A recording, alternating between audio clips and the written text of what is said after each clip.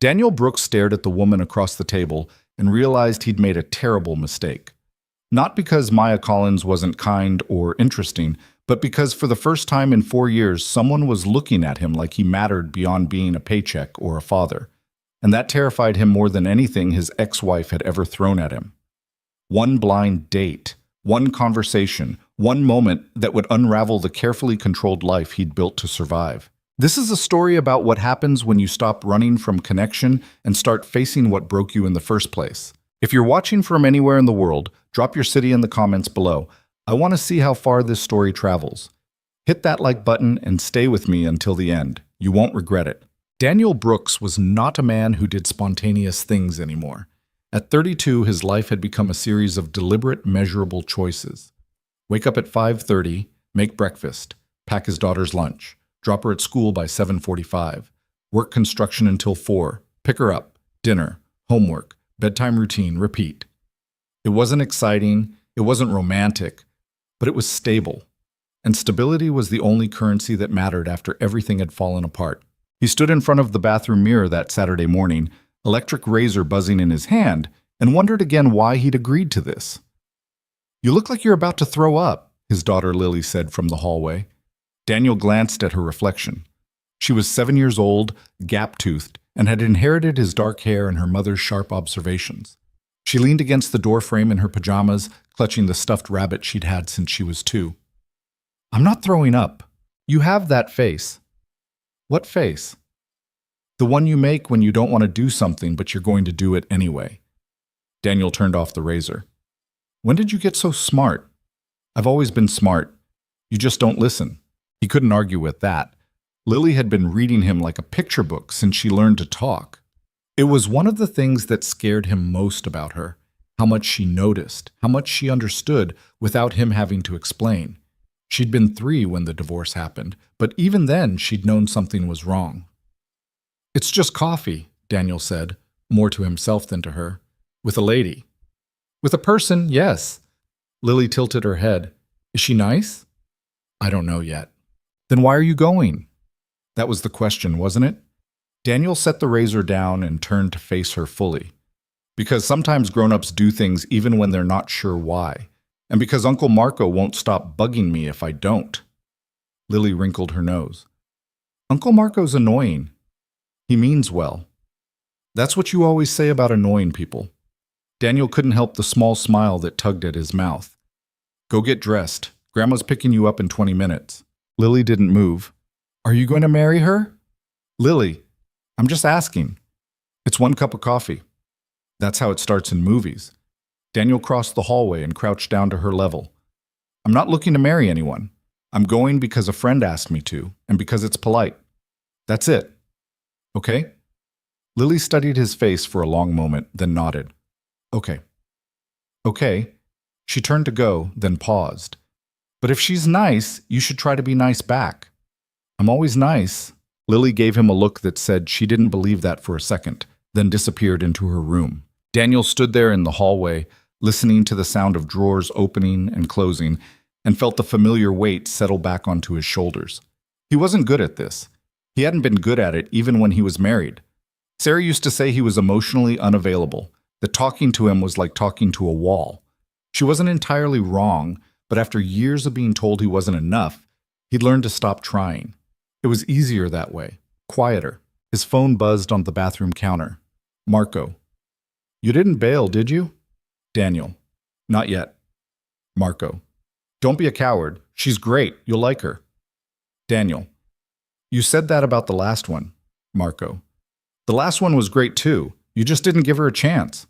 Daniel didn't respond. Marco meant well. He really did. But he also didn't understand what it was like to sit across from someone and feel the weight of expectation pressing down on you like a physical thing. Marco had been happily married for 6 years. He had 2 kids, a mortgage, and a wife who still looked at him like he hung the moon. He didn't know what it was like to wake up one day and realize the person you'd built your life around didn't want you anymore. Daniel finished getting ready in silence. Jeans, a clean shirt, his work boots, because they were the only shoes he owned that didn't have paint or drywall dust on them. He looked at himself in the mirror one last time and saw exactly what he expected. A tired man in his 30s who'd stopped believing in fairy tales a long time ago. His mother arrived right on time. She was a small, sturdy woman with silver hair and the kind of no-nonsense energy that had carried her through raising 3 boys on her own. She took one look at Daniel and raised an eyebrow. "You look like you're going to a funeral." "Good morning to you too, Mom." She kissed his cheek and stepped inside. "Where's my girl?" "Getting dressed." "And you're really going through with this?" "It's just coffee." "That's what your father said before he married me." Daniel sighed. "Not helping." His mother patted his arm. "I'm kidding, mostly. Just don't go in there expecting the worst. You might surprise yourself." Lily came bounding down the stairs, backpack in hand. "Grandma!" "There's my beauty." His mother scooped her up despite the fact that Lily was getting too big for it. "We're going to have so much fun today. I'm thinking pancakes, then the park, then maybe we'll bake cookies. Can we make the ones with chocolate chips? Is there any other kind?" Daniel watched them for a moment, feeling something tight in his chest loosen just slightly. His mother had been his anchor through everything, the divorce, the custody battles, the long nights when he didn't know how he was going to keep it together. She never judged, never pushed, just showed up. "Go," she said, glancing at him over Lily's shoulder. "And try to smile at least once. You've got a good smile when you use it." Daniel kissed Lily on the forehead. "Be good." "I'm always good." "That's debatable." Lily grinned, and then they were gone, the door closing behind them with a soft click. The house was suddenly unbearably quiet. Daniel stood there for a moment, keys in hand, and thought about calling Marco to cancel. It would be easy, one text, one excuse, but then Marco would just set up another one and another until Daniel ran out of reasons to say no. Better to get it over with. He grabbed his jacket and headed out. The cafe was called Birchwood Coffee, a small place on Main Street with mismatched furniture and local art on the walls. Daniel had been there a handful of times over the years, usually to grab something quick on his way to a job site. It wasn't fancy, but it was clean and quiet, which he appreciated. He arrived 10 minutes early because being late felt disrespectful, and ordered a black coffee while he waited.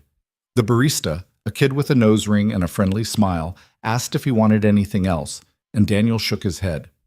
He found a table near the window, sat down, and immediately regretted not bringing a book or his phone, or literally anything to do with his hands. He checked his watch. 9:03. The door opened and a woman stepped inside. She wasn't what he expected. That was the first thought that crossed his mind. Marco had said she was a teacher, and Daniel had pictured someone older, maybe a little stern. But the woman who walked in was young, mid-20s if he had to guess, with light brown hair pulled into a low ponytail and a canvas bag slung over one shoulder. She wore jeans, a simple sweater, and the kind of worn-in sneakers that suggested she walked a lot. There was nothing flashy about her. No makeup he could see. No jewelry except for small silver studs in her ears. She scanned the room, caught his eye, and gave a small, tentative smile. Daniel stood up, because that seemed like the right thing to do, and she walked over. "Daniel?" "Yeah, Maya." "That's me." She set her bag down and extended a hand. Her grip was firm but brief. "Thanks for meeting me. I know Marco kind of ambushed both of us into this." "He's good at that." She laughed, a soft, genuine sound, and sat down. "Do you want anything? I'm going to grab a tea." "I'm good. Thanks." She nodded and headed to the counter, and Daniel used the moment to steady himself. This was fine. It was just a conversation. He could do conversation. He did it all the time on job sites, with his crew, with Lily's teachers. This was no different. Except it was, and he knew it. Maya came back a few minutes later with a steaming mug and sat down across from him. She wrapped her hands around it like she was warming them, and looked at him with calm, hazel eyes. "So," she said, "Marco told me you're in construction." "Yeah, framing mostly. Some finish work when the schedule's tight." "Do you like it?" It was a simple question, but Daniel found himself pausing. Did he like it? He'd never really thought about it in those terms. It was work. It paid the bills. It kept him busy. "It's honest," he said finally. "I know what I'm walking into every day. No surprises." Maya nodded, like that made sense to her. "I get that. I think I'm the same way with teaching. It's predictable in a good way." "What grade?" "Second. So 7 and 8-year-olds, Lots of energy, lots of questions, lots of everything. Daniel thought of Lily.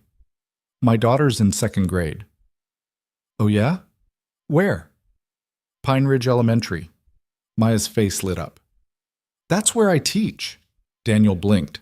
Seriously? Small world, right? What's her name? Lily Brooks.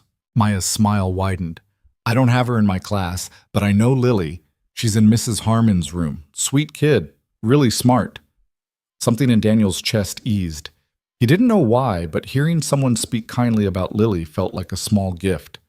Yeah, she's something. Does she live with you? Full time. Her mom's not really in the picture. Maya's expression shifted. Not to pity, but to something quieter. Understanding, maybe. That must be hard. It is what it is. She didn't push, which he appreciated. Instead, she took a sip of her tea and glanced out the window. Marco said you've lived here your whole life? Pretty much, born and raised. You? I moved here about 3 years ago. I grew up in the city, too much noise, too many people. I wanted something quieter. Pine Ridge is definitely that. Is that a good thing or a bad thing? Daniel considered. Depends on the day. Maya laughed again, and Daniel found himself relaxing just slightly. She wasn't pushing him for answers, wasn't digging into things he didn't want to talk about. She was just there, present, listening. They talked for a while about work, about the town, about small, inconsequential things that filled the space without demanding too much. Daniel learned that she liked hiking, that she read a lot, that she'd always wanted to teach but had taken a few years to figure out what that actually looked like. She asked him about construction, about what he was working on, about whether he'd always wanted to do that kind of work. Not really, Daniel admitted. I kind of fell into it. A buddy's dad ran a crew when I was 19, needed an extra set of hands. I figured I'd do it for a summer, make some money. Ended up staying. Do you ever think about doing something else? Not anymore. There was a pause. Maya looked at him, not with judgment, but with something that felt like curiosity. That sounds like there's a story there. Daniel shrugged. Not much of one. I just learned to appreciate steady work, that's all. She nodded slowly, and he could tell she understood there was more he wasn't saying, but she didn't press. Instead, she changed the subject, asking about Lily's school, about whether he was involved in any of the parent groups, about what Lily liked to do for fun. It was easy, in a way Daniel hadn't expected. Talking to Maya didn't feel like an interrogation. It felt like two people figuring out whether they could stand to be in the same room for an hour. And the truth was, he could. When their cups were empty and the cafe started filling up with the late morning crowd, Maya glanced at her watch. I should probably get going. I've got a ton of lesson planning to do before Monday. Yeah, I've got to pick up Lily soon anyway. They stood, and for a moment there was that awkward pause where neither of them quite knew what to say. This was nice, Maya said finally. I'm glad Marco made us do this. Yeah, me too. She smiled, genuine, warm, and slung her bag over her shoulder. If you ever want to grab coffee again, let me know. No pressure. Daniel nodded. I will. And then she was gone, the door closing softly behind her. Daniel stood there for a moment, alone in the cafe, and realized something unexpected. He actually meant it. Tig. Over the next few weeks, Daniel found himself thinking about Maya more than he wanted to admit. It wasn't anything dramatic. She didn't text him constantly or try to insert herself into his life. In fact, she didn't reach out at all, which somehow made it worse, because it meant the ball was in his court, and Daniel had never been good at making the first move. He saw her once at the school, just a glimpse across the parking lot as he was picking up Lily. She was walking a line of kids out to the buses, her ponytail swinging, her voice carrying over the noise. She didn't see him, and he didn't try to get her attention. It felt safer that way. But Lily noticed. That's Miss Collins, she said, craning her neck to look. Is it? She's nice. She helps out at recess sometimes. That's good. Lily gave him a look. You should say hi. She's working. So? You're allowed to say hi. Daniel didn't respond, and Lily huffed in exasperation. You're so weird, Dad. Thanks. That night, after Lily was asleep, Daniel sat on the couch with his phone in his hand and stared at Marco's contact. He could ask for Maya's number. It would be easy. Marco would give it to him in a heartbeat. but something about that felt wrong, like he'd be skipping a step, forcing something that didn't need to be forced. So instead, he did nothing. And then 2 days later, he ran into her at the grocery store. He was in the cereal aisle trying to decide between two brands Lily would inevitably complain about when he heard a voice behind him. "Daniel?" He turned, and there she was, holding a basket with vegetables and a loaf of bread. "Hey," he said, feeling suddenly self-conscious. "How's it going?" "Good. Just grabbing some stuff for the week. You?" "Same." She glanced at the cereal boxes in his hands. "Tough choice?"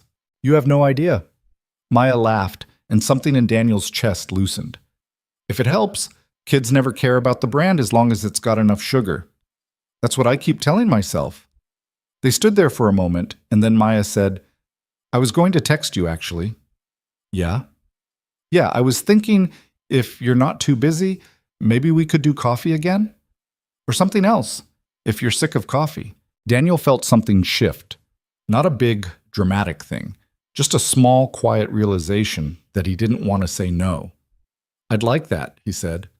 Maya smiled. "Good. How about Saturday?" "Saturday works."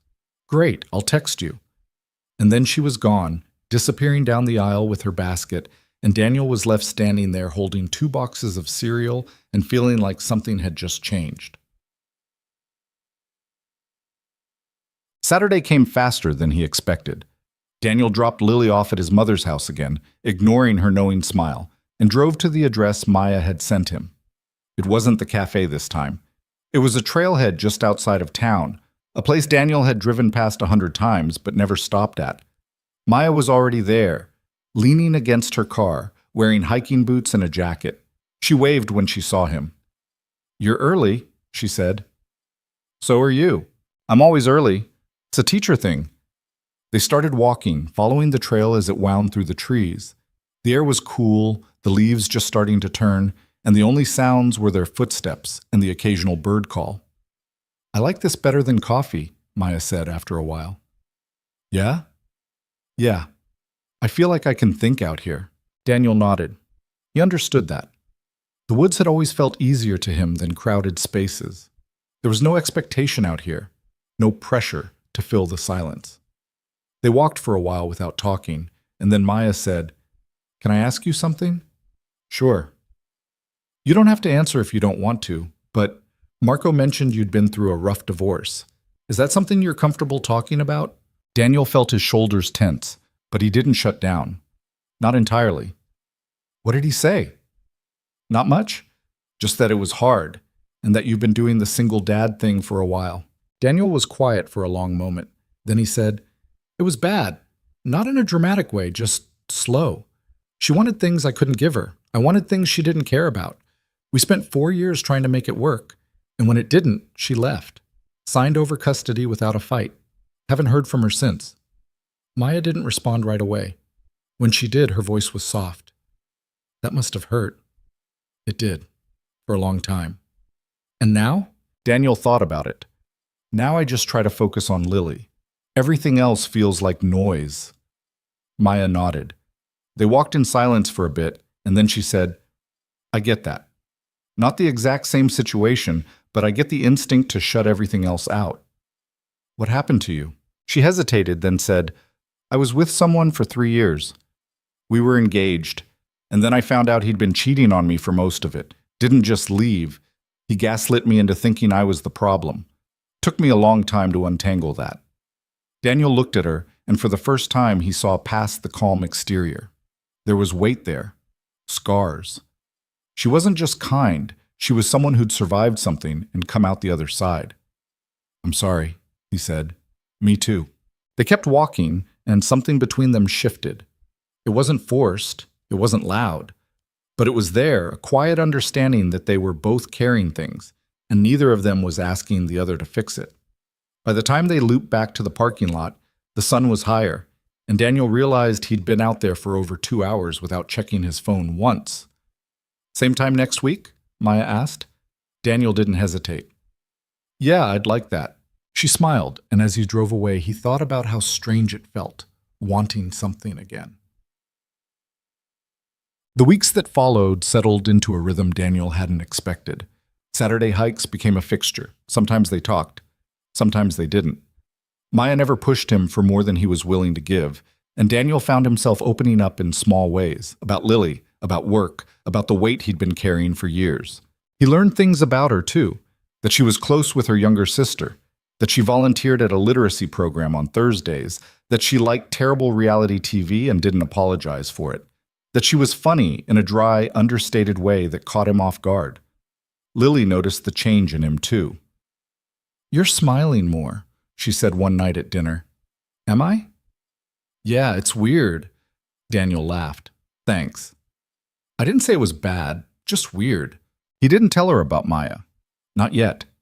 There was nothing to tell, really. They were just two people spending time together.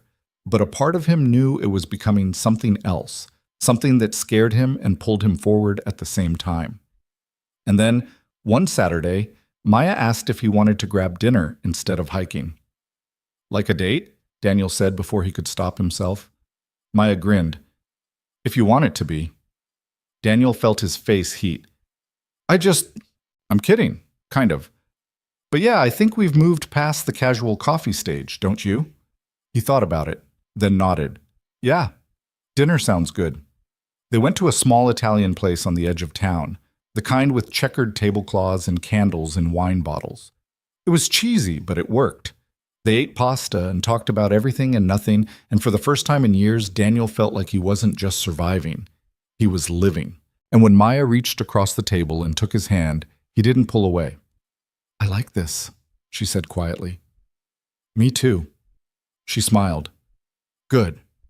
Because I wasn't sure if you were ever going to admit it." Daniel laughed, really laughed, and something in him that had been locked tight for so long finally started to loosen. He didn't know what came next. He didn't know if this would last or fall apart like everything else. But for the first time in 4 years, he was willing to find out. By the time autumn turned to winter, Daniel had introduced Maya to Lily. It wasn't planned. Maya had stopped by to drop off a book she thought he'd like, and Lily had been home, sprawled on the couch with her homework. "Who's that?" Lily asked, peeking around Daniel's shoulder. "This is Maya. She's a friend." Lily studied her with the kind of scrutiny only a 7-year-old could manage. "Do you teach at my school?" "I do," Maya said, crouching down to her level. "I've seen you around. You're in Mrs. Harmon's class, right?" "Yeah." Lily tilted her head. "Are you my dad's girlfriend?" Daniel felt his face go red. "Lily?" "It's okay," Maya said, smiling. "We're friends. Is that okay with you?" Lily considered this, then nodded. "I guess, as long as you're not mean. I'll do my best." That seemed to satisfy her, and she went back to her homework. Later, after Maya had left and Lily was getting ready for bed, she said, "I like her." "Yeah?" "Yeah, she didn't talk to me like I'm a baby. That's good." Daniel kissed her forehead. "It is good." And as he turned out the light, he thought about how strange it was, how quickly things could shift from unbearable to bearable, and then, slowly, to something that almost felt like hope. He still didn't know what the future held, but for the first time in a long time, he wasn't afraid to find out. Winter came to Pine Ridge the way it always did, quietly, without announcement. One morning, Daniel woke up, and there was frost on the windows, and by the time he dropped Lily at school, his breath hung in the air like smoke. The construction site slowed down. Outdoor work became harder, colder, more miserable. But Daniel didn't mind. Cold meant focus. Cold meant less talking, more getting the job done. What he didn't expect was how much his life outside of work had started to change. Maya had become a constant. Not in an overwhelming way. She didn't move in, didn't reorganize his life, didn't try to become someone she wasn't. But she was there. Saturday mornings turned into Sunday afternoons. Dinner became a regular thing. She started keeping a toothbrush at his place, and he kept a spare jacket in her car for the hikes they still took when the weather allowed it. Lily had accepted her with the kind of easy pragmatism only kids seemed capable of. She didn't ask a lot of questions, didn't make a big deal out of it. She just started setting 3 plates at the table instead of 2, and when Maya showed up for movie night with popcorn and a stack of DVDs from the library, Lily curled up next to her on the couch without hesitation. It should have felt perfect, and in a lot of ways it did. But Daniel had learned a long time ago that nothing stayed perfect for very long. The first crack came on a Tuesday in late January. Daniel was at the job site, framing out a new addition on a house near the edge of town. It was cold enough that his fingers ached even through his gloves, and the wind kept cutting through his jacket like it had a personal grudge. He was hammering in a stud when his phone buzzed in his pocket. He ignored it. Then it buzzed again, and again.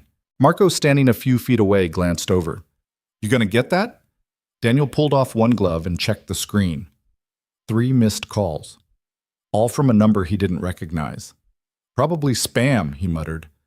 But then a voicemail notification popped up, and something in his gut twisted. He stepped away from the frame, pressed the phone to his ear, and listened. The voice that came through was one he hadn't heard in over 3 years. "Daniel, it's Sarah. I know this is out of the blue, but I need to talk to you. It's about Lily. Call me back." The message ended, and Daniel stood there in the cold, staring at nothing. Marco walked over, frowning. "You good?" "Yeah." Daniel shoved the phone back in his pocket. "I'm fine." "You don't look fine." "I said I'm fine." Marco held up his hands. "All right, just saying." Daniel went back to work, but his hands were shaking, and it had nothing to do with the cold. "Sarah, after 3 years of silence, 3 years of nothing, no calls, no texts, no birthday cards for Lily, no child support checks, no acknowledgement that she had a daughter at all. And now, out of nowhere, she wanted to talk. It's about Lily." Daniel's jaw tightened. Whatever Sarah wanted, it wasn't going to be good. He waited until lunch to call her back. He sat in his truck with the heater running, staring at the number on his screen, and felt the same old anger bubbling up, the kind he thought he'd buried a long time ago. He pressed call. She picked up on the second ring. "Daniel." Her voice was the same, smooth, measured, the kind of voice that always made him feel like he was being handled. "What do you want, Sarah?" "It's good to hear your voice, too." "I don't have time for this. You said it was about Lily, so talk." There was a pause. Then she said, "I want to see her." Daniel's grip on the phone tightened. "No. Daniel, you don't get to do this. You don't get to disappear for 3 years and then call me up like nothing happened. I know I haven't been around. I know that. But I'm in a better place now, and I think it's time." "Time for what?" "For me to be part of her life again." Daniel laughed, sharp and bitter. "You signed away your rights. You don't get to just change your mind." "I didn't sign them away. I agreed to let you have primary custody. That's different. You haven't called. You haven't written. You haven't sent a single damn thing in 3 years. She doesn't even remember you." Sarah's voice hardened. "That's not fair." "Fair? You want to talk about fair? You walked out on her, Sarah. You chose to leave. Don't act like I kept her from you. I was in a bad place." "So was I, but I stayed." There was silence on the other end. Then Sarah said, quieter now, "I'm not trying to fight with you. I just want a chance to make things right." "You can't make this right." "I can try." Daniel closed his eyes. He wanted to hang up. He wanted to throw the phone out the window and pretend this conversation had never happened, but something stopped him. Maybe it was the exhaustion in her voice. Maybe it was the part of him that still remembered the woman he'd married before everything fell apart. "What do you want?" he said finally. "I want to see her, just once, just to talk. She's 7. She doesn't need this kind of confusion in her life." "She's my daughter, too." "Then where the hell have you been?" Sarah didn't answer. Daniel let out a long breath. "I need to think about this. That's all I'm asking. I'm not promising anything." "I know." He hung up without saying goodbye. For a long time, he just sat there in the truck, staring at the dashboard, trying to figure out what the hell he was supposed to do. That night, he didn't tell Maya about the call. He didn't tell anyone. He picked up Lily from school, made dinner, helped her with her homework, and went through the motions like everything was normal. But his mind was somewhere else, turning over Sarah's words, trying to figure out what her angle was. Because there was always an angle with Sarah. She didn't do anything without a reason. Lily noticed, of course. "You're being quiet," she said at dinner. "I'm always quiet. Not like this. You're doing the thing where you stare at your food and don't eat it." Daniel looked down at his plate. She was right. He hadn't touched it. Sorry, just thinking about work. Lily narrowed her eyes. You're lying. I'm not lying. You're lying. You do this face when you lie. Daniel almost smiled despite himself. When did you become a detective? I've always been a detective. You just don't pay attention. He reached across the table and ruffled her hair. Eat your vegetables. You didn't eat yours. Do as I say, not as I do. Lily rolled her eyes but took a bite of broccoli, and Daniel felt the knot in his chest loosen just slightly. Later, after Lily was in bed, he sat on the couch with his phone in his hand and thought about calling Maya. She'd want to know. She'd have an opinion. And part of him wanted to hear it. But another part of him, the part that had spent years keeping everything locked down tight, didn't want to let her in on this. Because this was his problem, his past, and dragging her into it felt like asking too much. So he didn't call. Instead, he sat there in the dark, alone, and tried to figure out what the right answer was. The next few days passed in a blur. Daniel went to work, came home, took care of Lily, and tried to ignore the gnawing feeling in his gut that something was about to go sideways. Sarah texted him twice, asking if he'd thought about it. He didn't respond. On Thursday night, Maya came over for dinner. She brought groceries and insisted on cooking, which Daniel didn't argue with because her cooking was about 10 times better than his. Lily helped her chop vegetables, chattering away about something that had happened at recess, and Daniel watched them from the doorway, feeling that same strange tightness in his chest. This was good. This was stable. He didn't want anything to mess it up. You're hovering, Maya said without turning around. I'm not hovering. You're definitely hovering, Lily giggled. He always hovers. I'm just standing here. Maya glanced over her shoulder and gave him a look. Go set the table or something. You're making me nervous. Daniel did as he was told, and by the time they sat down to eat, the knot in his chest had loosened again. This was what normal felt like. This was what he wanted. But after dinner, when Lily had gone upstairs to play, Maya leaned back in her chair and said, Okay, what's going on? Daniel looked up. What do you mean? You've been weird all week, distracted, and don't say it's work, because I know you better than that. He hesitated. Then he said, It's nothing. Daniel. He set down his fork. Sarah called. Maya went very still. Your ex? Yeah. What did she want? She wants to see Lily. Maya didn't say anything for a long moment. Then she said, What did you tell her? That I'd think about it. And have you? Daniel rubbed a hand over his face. I don't know what the right answer is. Part of me wants to tell her to go to hell, but part of me thinks maybe Lily deserves the chance to know her mom. I don't know. Maya reached across the table and took his hand. What does your gut say? That this is going to blow up in my face. Then maybe listen to that. But what if I'm wrong? What if keeping her away is worse? Maya squeezed his hand. I can't answer that for you, but I can tell you that whatever you decide, you're doing it because you're trying to protect Lily, and that counts for something. Daniel looked at her, and for the first time all week, he felt like he could breathe. Thanks, he said quietly. Anytime. But the decision didn't get any easier. Sarah called again on Saturday. This time Daniel answered. I need an answer, Daniel. I'm still thinking. It's been a week, and it's a big decision. I'm not rushing this. I'm not asking for custody. I'm asking for an afternoon. You don't get to just walk back into her life whenever it's convenient for you. I know that, but I'm trying to do the right thing here. Daniel laughed bitterly. The right thing? The right thing would have been staying. The right thing would have been not disappearing for 3 years. I made mistakes. I know that, but I'm trying to fix them. You can't fix this, Sarah. You can't just snap your fingers and undo 3 years of nothing. I'm not trying to undo anything. I'm trying to move forward. Daniel was quiet for a long time. Then he said, If I let you see her, it's on my terms. You don't get to show up and play mom for a day and then disappear again. You don't get to hurt her. I won't. If you do, I will make sure you never see her again. Do you understand me? I understand. Daniel closed his eyes. One afternoon, that's it. And I'm there the whole time. Okay. I mean it, Sarah. You screw this up, and we're done. I won't screw it up. He wanted to believe her. He really did. But he'd believed her before, and it had cost him everything.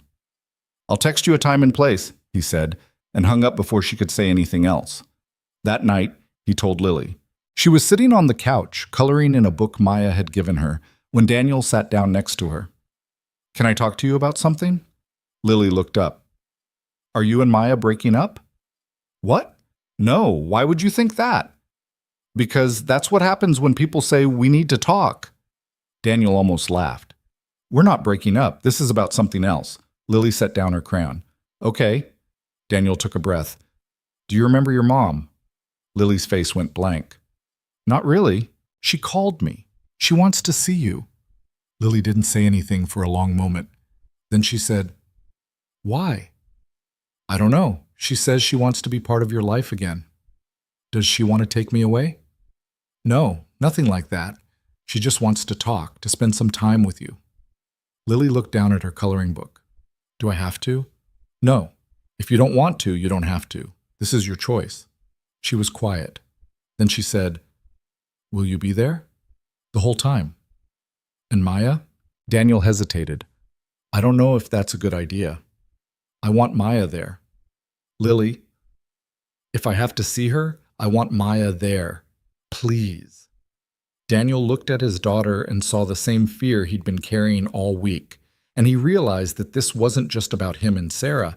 This was about Lily, and if having Maya there made her feel safer, then that's what they'd do.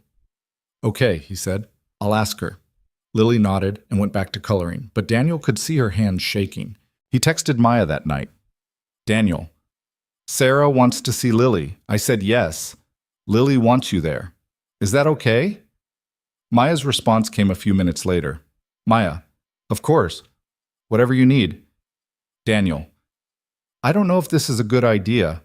Maya, probably not, but we'll figure it out.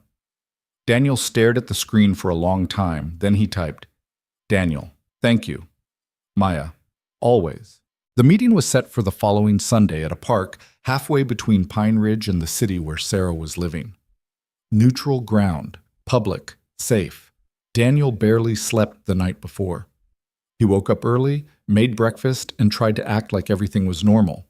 Lily was quiet, picking at her food, and Daniel didn't push her. Maya showed up just after 9, carrying a thermos of coffee and a calm presence that made Daniel feel like maybe this wouldn't be a complete disaster. You ready? She asked. No. Me neither. They drove in silence, Lily in the back seat with her headphones on, staring out the window. Daniel's hands were tight on the wheel, and Maya reached over and rested her hand on his knee. She didn't say anything. She didn't have to.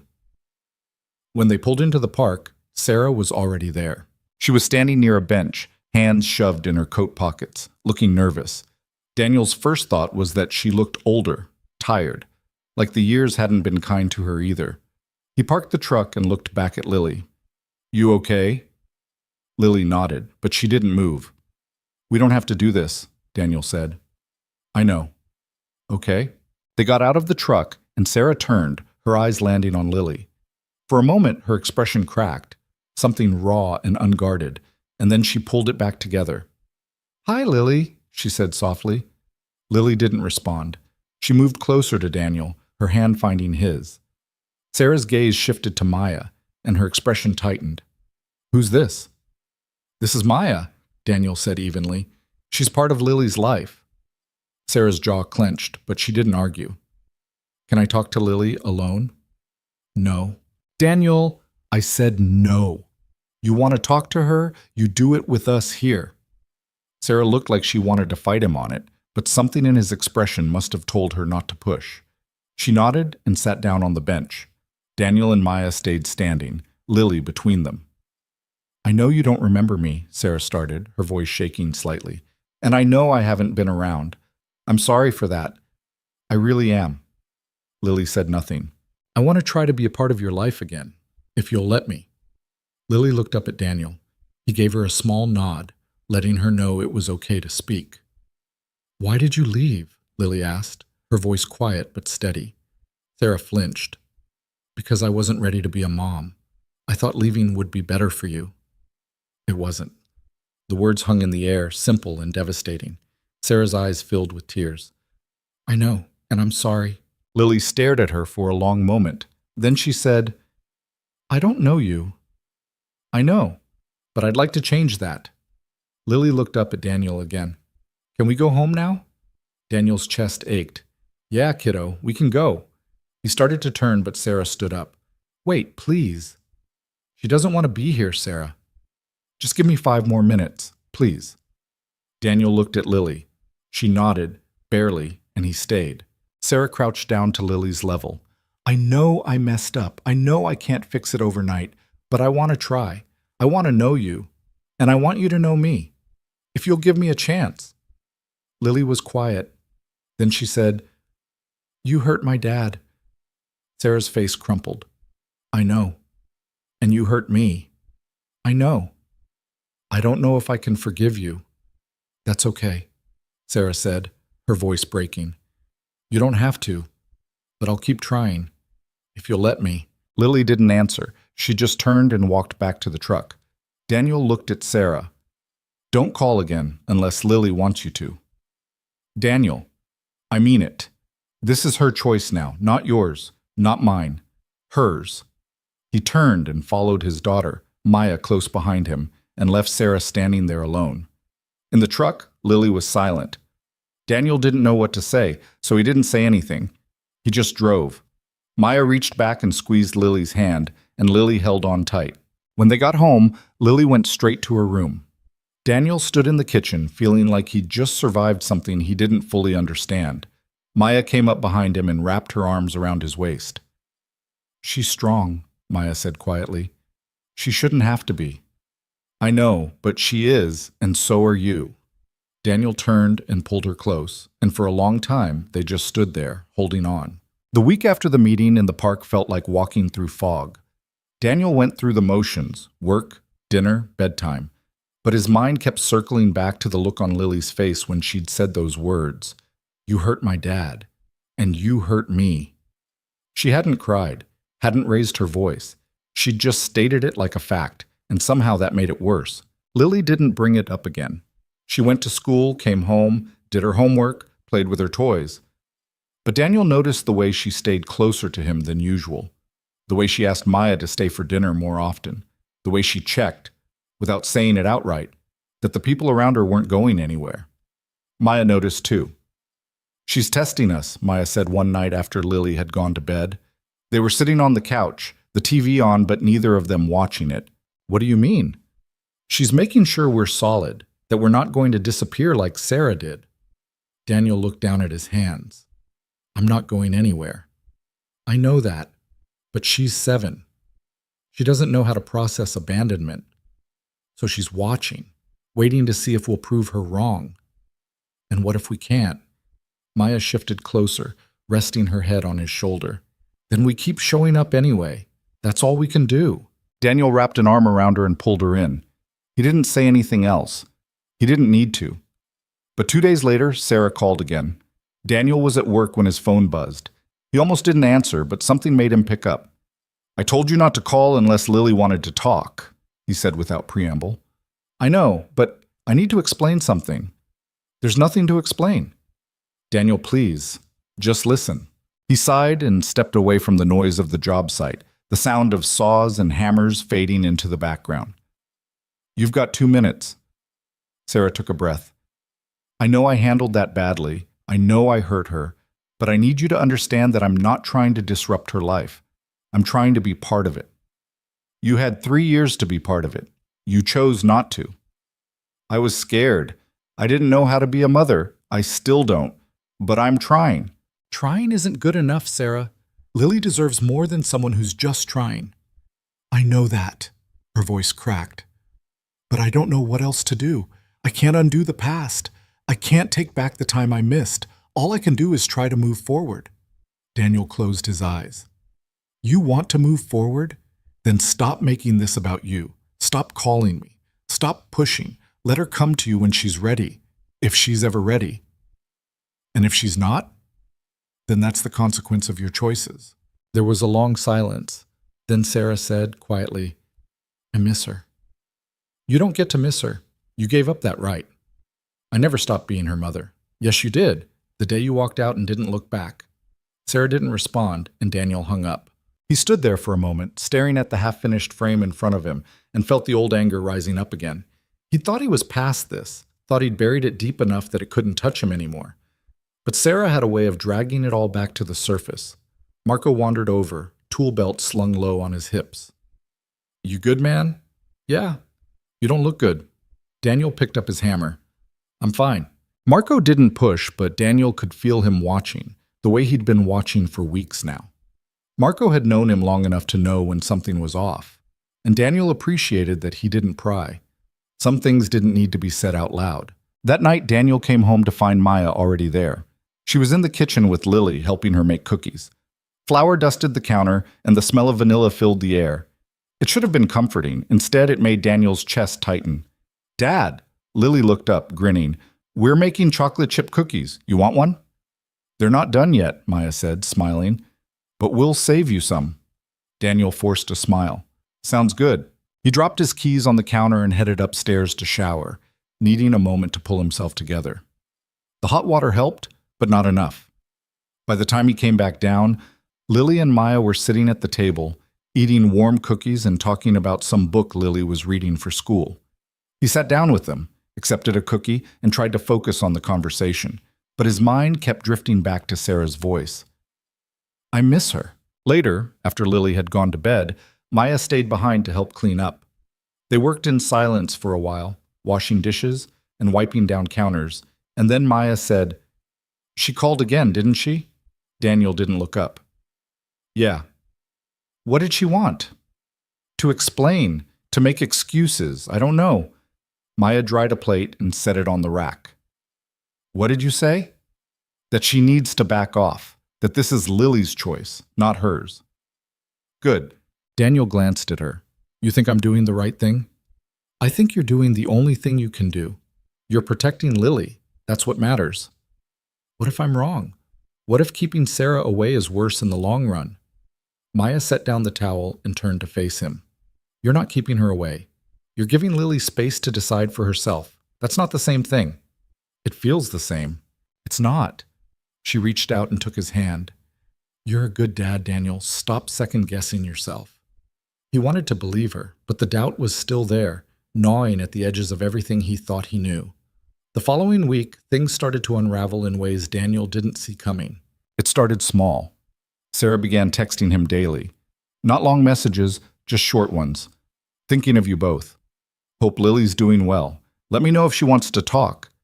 Daniel ignored them at first, but they kept coming, persistent and relentless, like water wearing down stone. Then she started calling the school. Daniel found out when Lily's teacher, Mrs. Harmon, pulled him aside during pickup one afternoon. "Mr. Brooks, can I talk to you for a moment?" Daniel's stomach dropped. "Is Lily okay?" "She's fine, but we had a situation today. A woman called the office claiming to be Lily's mother. She wanted to know about Lily's schedule, her activities, whether she could come visit during lunch." Daniel's jaw tightened.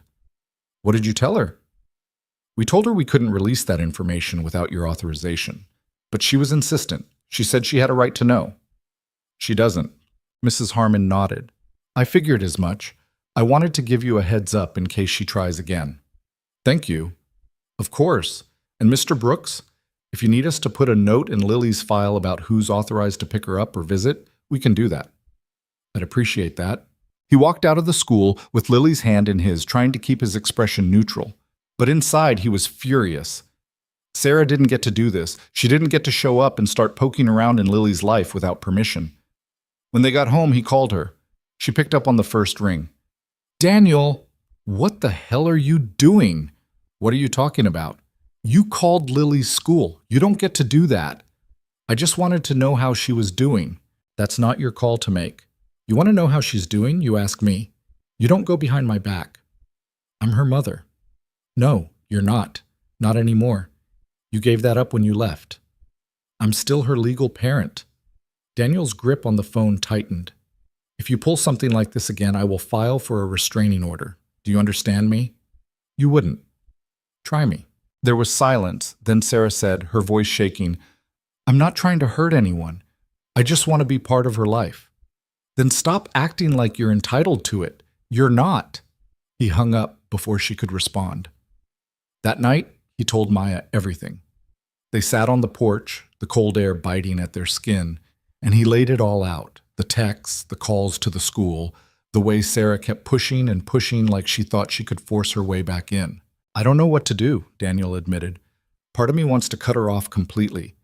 But what if that's the wrong move? What if Lily ends up resenting me for it later? Maya was quiet for a long time. Then she said, "You're asking the wrong question." "What do you mean?" "You keep asking what's best for Sarah, or what's best in some hypothetical future. But the real question is, what's best for Lily right now?" Daniel looked at her. "I don't know." "Yes, you do. You've always known. You're just scared to trust yourself." He wanted to argue, but he couldn't, because she was right. He'd spent so many years being told he was wrong, being told he didn't understand, that he'd stopped trusting his own instincts. But those instincts had kept Lily safe. They'd kept her fed, clothed, loved. They'd been enough. "I think I need to talk to a lawyer," he said quietly. Maya nodded. "I think that's smart." The lawyer's office was small, tucked into a strip mall between a dry cleaner and a tax prep service. Daniel sat in the waiting room, knee bouncing, until a woman in her 50s called his name. Her name was Angela Reeves, and she had the kind of no-nonsense demeanor that put Daniel at ease immediately. "So," she said, flipping through the paperwork he'd filled out, "your ex-wife signed over primary custody 3 years ago and hasn't had contact since. Now she's trying to reestablish a relationship." "Yeah." "And you're concerned about her overstepping." "She called the school. She's texting me constantly. She showed up out of nowhere and expected Lily to just accept her back into her life." Angela nodded, making notes. "Does the custody agreement specify visitation rights?" "No, she signed them away." "Good.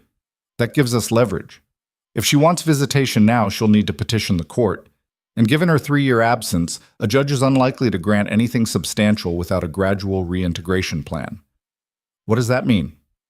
"It means supervised visits, probably in a neutral location. Therapy for Lily to help her process the situation. A slow build, not a free-for-all." Daniel felt some of the tension in his shoulders ease. So she can't just take her. Not without going through the legal system. And even then, she'd have an uphill battle. What do I need to do? Document everything. Every call, every text, every attempt at contact. If she shows up at the school again, report it. Build a paper trail. And if she escalates, we file for a protective order. Daniel nodded. "Okay. You're doing the right thing," Angela said. "Protecting your daughter is always the right thing." He left the office feeling lighter than he had in weeks. It wasn't over, but at least he had a plan. At least he knew what he was up against. But 2 days later, everything exploded. Daniel was at work when his phone rang. It was the school. "Mr. Brooks, this is Principal Dalton. I need you to come down here immediately." His heart stopped. "Is Lily okay?" "She's fine. But we have a situation." He was there in 10 minutes, parking haphazardly and running into the building. The receptionist directed him to the principal's office, and when he walked in, he saw Lily sitting in a chair, looking small and scared. And standing next to her, arguing with the principal, was Sarah. Daniel's vision went red. "What the hell is going on?" Sarah turned, her face pale. "Daniel, you don't get to be here." "I just wanted to see her." "You don't have that right." Principal Dalton stepped in. "Mr. Brooks?" Ms. Brooks arrived about 20 minutes ago, claiming she had permission to take Lily out of school early. When we asked for written authorization, she became agitated. "She doesn't have permission. She doesn't have any rights here." Sarah's eyes filled with tears. "I'm her mother." "No, you're not. Not anymore." Lily stood up and ran to Daniel, wrapping her arms around his waist. He held her tight, feeling her shake. "I want you gone," Daniel said, his voice low and dangerous. "Now." "Daniel, please. If you don't leave, I'm calling the police." Sarah looked at Lily, her face crumpling. "Baby, I just wanted to talk to you." "Don't talk to her. Don't look at her. Just go." For a moment, Sarah looked like she might fight him, but then something in her broke, and she turned and walked out, her shoulders shaking. Principal Dalton cleared his throat. "I'm very sorry, Mr. Brooks. We should have verified her identity before letting her into the building. I want her banned from the premises, effective immediately." "Consider it done." Daniel nodded and crouched down to Lily's level. "You okay?" She shook her head, tears streaming down her face. I don't want to see her anymore. You don't have to, I promise. She scared me. I know. I'm sorry. Lily buried her face in his shoulder and Daniel stood, holding her close.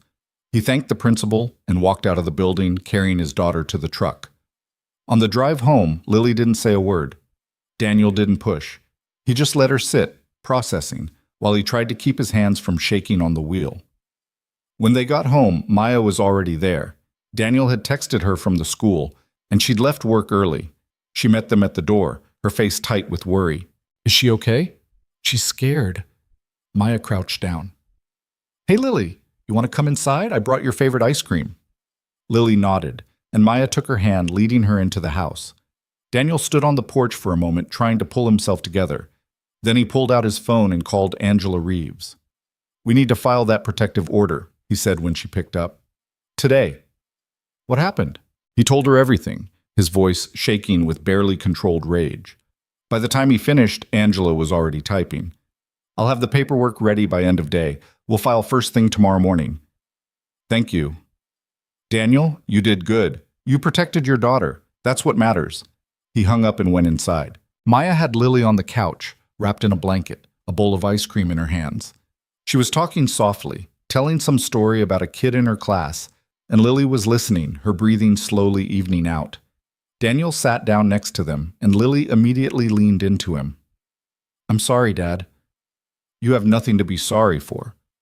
I didn't want to make you mad. I'm not mad at you. I'm mad at her, and I'm going to make sure she can't do this again. Lily looked up at him, her eyes red. Promise? Promise. She nodded and went back to her ice cream, and Daniel caught Maya's eye over her head. She gave him a small, sad smile, and he knew she understood. This wasn't over. Not by a long shot, but they'd face it together. That night, after Lily had finally fallen asleep, Daniel and Maya sat at the kitchen table, the protective order paperwork spread out in front of them. This is really happening, Maya said quietly. Yeah. Are you okay? Daniel looked at her. No, but I will be. She reached across the table and took his hand. What do you need? I need you to stay. I'm not going anywhere. I mean it, Maya. This is about to get messy. Sarah's not going to take this lying down, and I don't want you caught in the middle of it. I'm already in the middle of it. I chose to be here, and I'm not leaving. Daniel felt something in his chest crack open. Why? Because I love you, and I love Lily, and I'm not walking away just because things got hard. He stared at her, and for the first time in a long time, he let himself believe it. I love you too, he said, the words rough and unfamiliar in his mouth. Maya smiled, tears in her eyes. I know. They sat there for a long time, hands clasped, while the world outside grew dark and quiet. And for the first time since Sarah had called, Daniel felt like maybe, just maybe, they were going to make it through this. But he also knew the hardest part was still ahead. The protective order was filed the next morning. By afternoon, Sarah had been served. And by evening, Daniel's phone was blowing up with angry, desperate messages. He didn't read them. He just forwarded them to Angela and blocked Sarah's number. That night, Lily asked if she could sleep in his room. Daniel said yes, and she curled up on the bed with her stuffed rabbit, her breathing slow and steady. Maya stayed over, sleeping on the couch, just in case. And Daniel lay awake, staring at the ceiling, waiting for the other shoe to drop. The protective order bought them 2 weeks of silence. 2 weeks where Daniel could breathe without waiting for the phone to ring. 2 weeks where Lily stopped looking over her shoulder every time they left the house. 2 weeks where Maya stayed close, steady, not because she had to, but because she wanted to. Daniel thought maybe that was it. Maybe Sarah had finally gotten the message. Maybe she'd realized she couldn't force her way back into a life she'd abandoned and would just disappear again. He should have known better. The first sign came on a Thursday afternoon. Daniel was at the job site, securing the last of the roof trusses on a house that was already 3 weeks behind schedule, when his phone rang. Unknown number. He almost didn't answer, but something made him pick up. Mr. Brooks? The voice was official, clipped. This is Jennifer Hale from Child Protective Services. Daniel's blood went cold. What's this about? We received a report regarding your daughter, Lily Brooks. I'd like to schedule a home visit to follow up. A report? What kind of report? I can't discuss the details over the phone, but it's standard procedure. Can you be available tomorrow at 10? Daniel's mind was racing. Yeah, I can be there.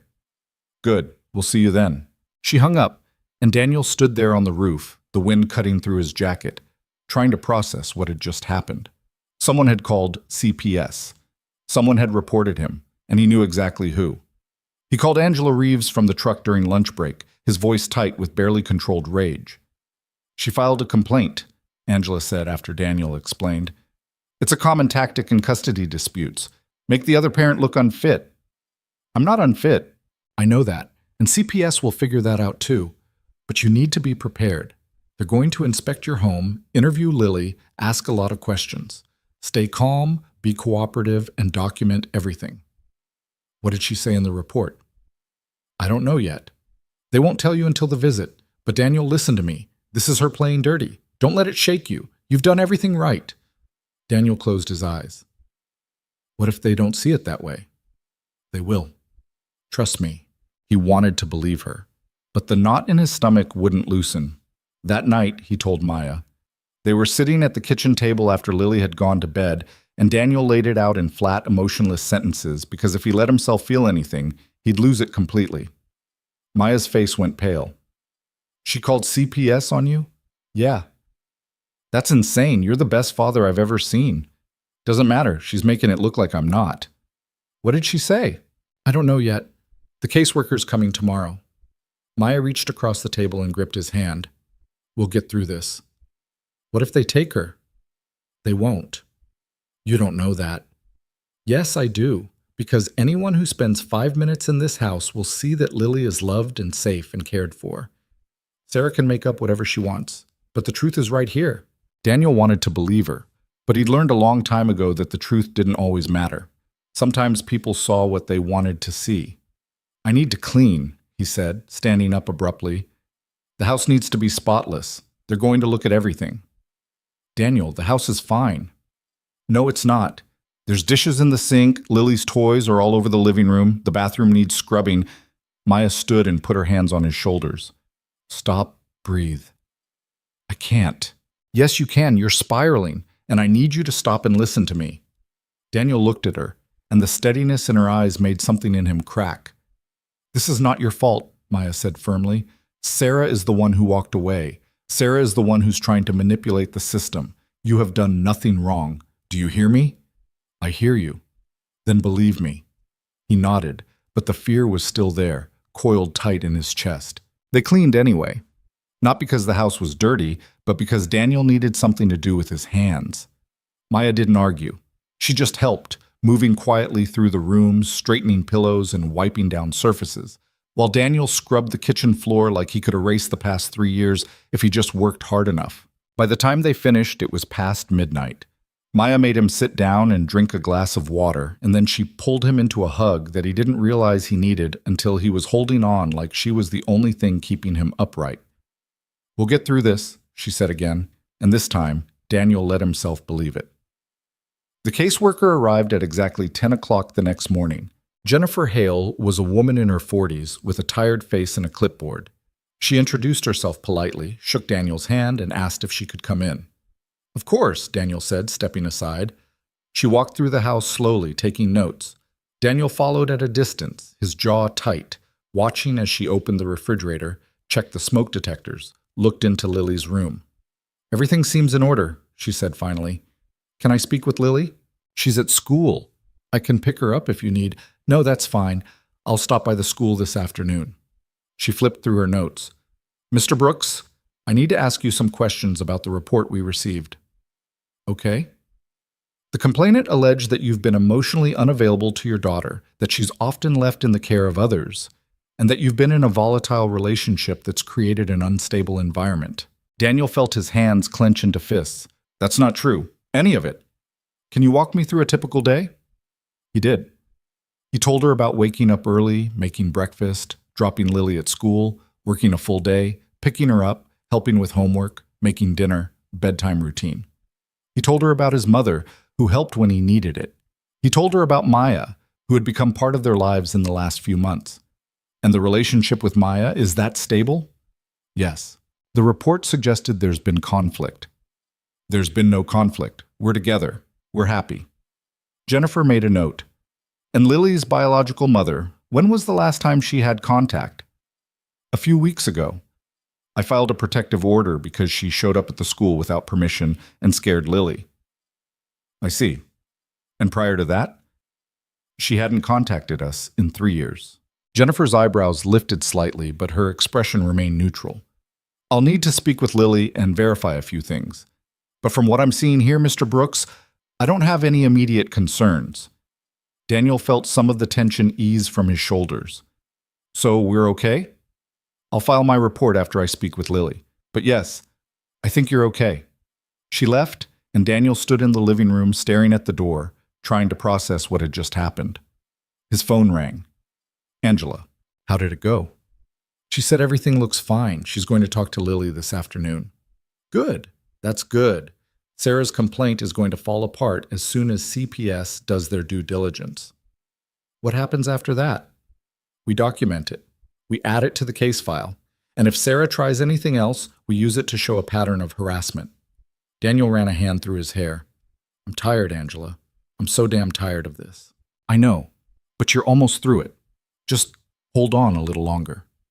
He hung up and sat down on the couch, his head in his hands. Maya found him there an hour later.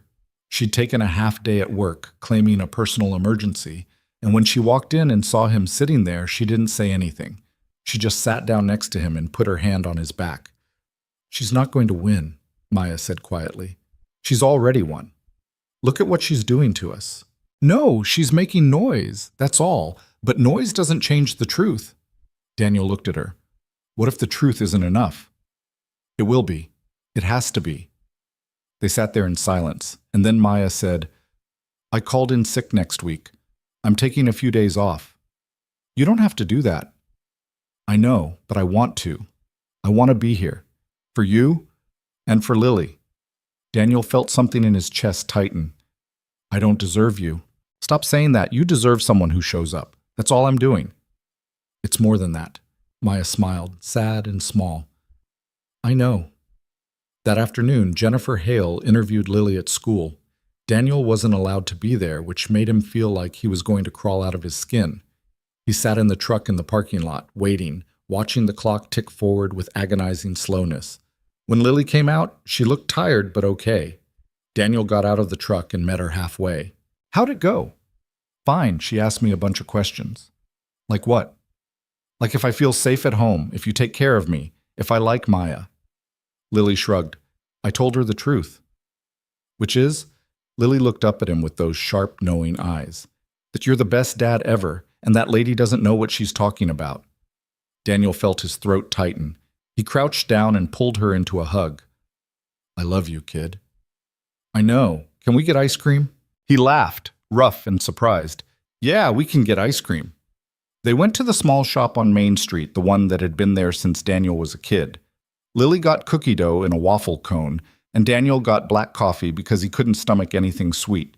They sat at one of the outdoor tables, even though it was cold, and Lily swung her legs and talked about something that had happened at recess. Daniel watched her, this small, fierce person he'd somehow been trusted to raise, and felt the weight of everything pressing down on him.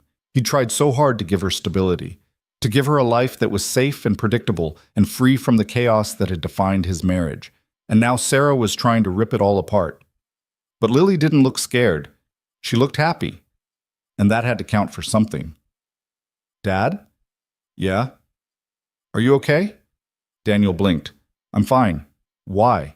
You're doing the staring thing again. Sorry. Lily licked her cone. Is this about Mom? Daniel hesitated. Yeah. Is she going to take me away? No, I won't let that happen. Promise? Promise. Lily nodded, satisfied, and went back to her ice cream. And Daniel sat there holding his coffee and hoped like hell he could keep that promise. 2 days later, Angela called with an update. CPS closed the case. No findings. Jennifer Hale's report stated that Lily is well cared for, the home is safe, and there's no evidence to support the allegations. Daniel felt like he could breathe for the first time in days. So that's it? That's it. Sarah's complaint is on record as unfounded. If she tries this again, it'll hurt her credibility. What's our next move? We wait. The protective order is in place. She can't contact you or Lily. If she violates it, we file for contempt and push for a more permanent solution. And if she doesn't, then we've won. Daniel wasn't sure he believed in winning anymore, but he'd take what he could get. That night, he told Maya and Lily the news over dinner. Lily didn't react much. She just nodded and asked if she could have seconds on mashed potatoes. But Maya's eyes filled with tears, and she reached across the table and squeezed Daniel's hand so hard it hurt. "See," she said, "I told you." "You did. Are you going to admit I was right?" "Don't push it." She laughed, and the sound filled the kitchen like sunlight.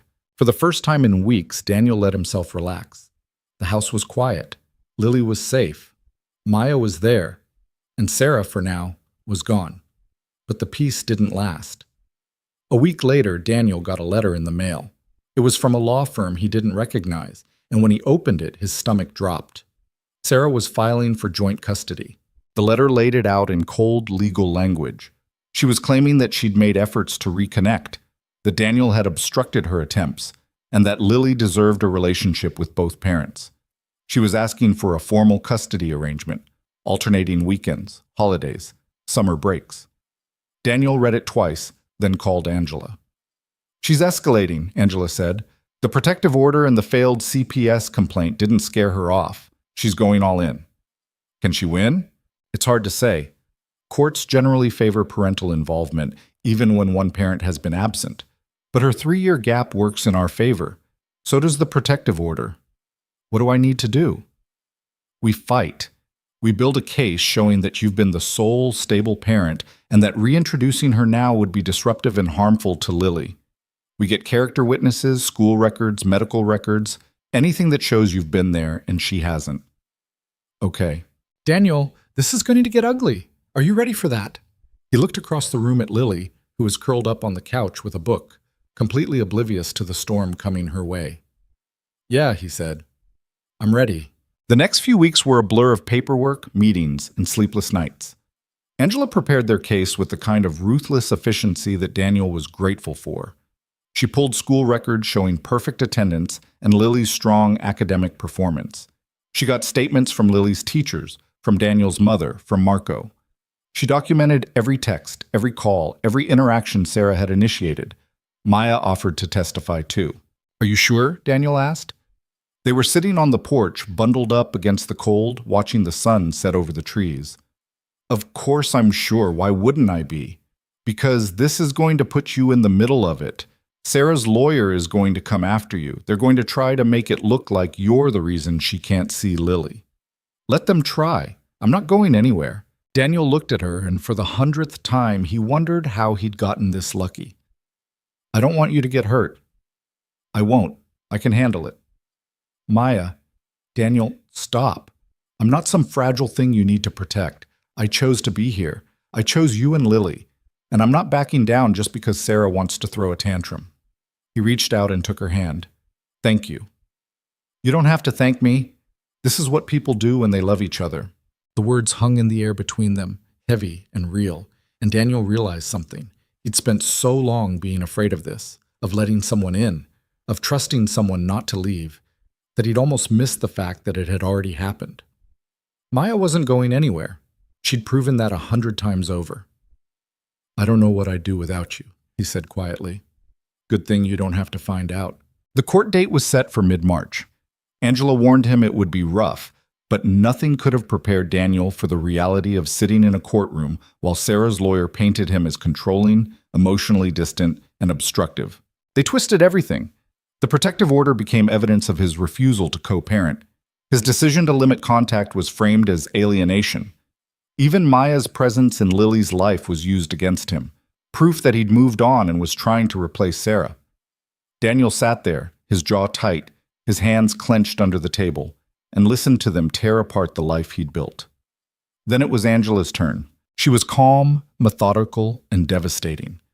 She walked the judge through Sarah's 3-year absence, the lack of child support, the lack of contact. She presented the school records, the teacher statements, the CPS report. She called Daniel's mother to the stand, who testified that Daniel had been the sole caregiver since Lily was 3 years old. And then she called Maya. Maya walked to the stand in a simple dress, her hair pulled back, her face calm. She answered every question with the kind of quiet confidence that made Daniel's chest ache. "How long have you known the Brooks family?" Angela asked.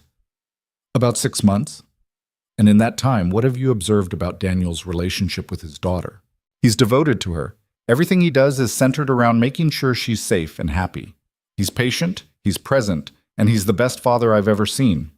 Sarah's lawyer stood. "Objection. The witness is clearly biased." The judge looked at Maya.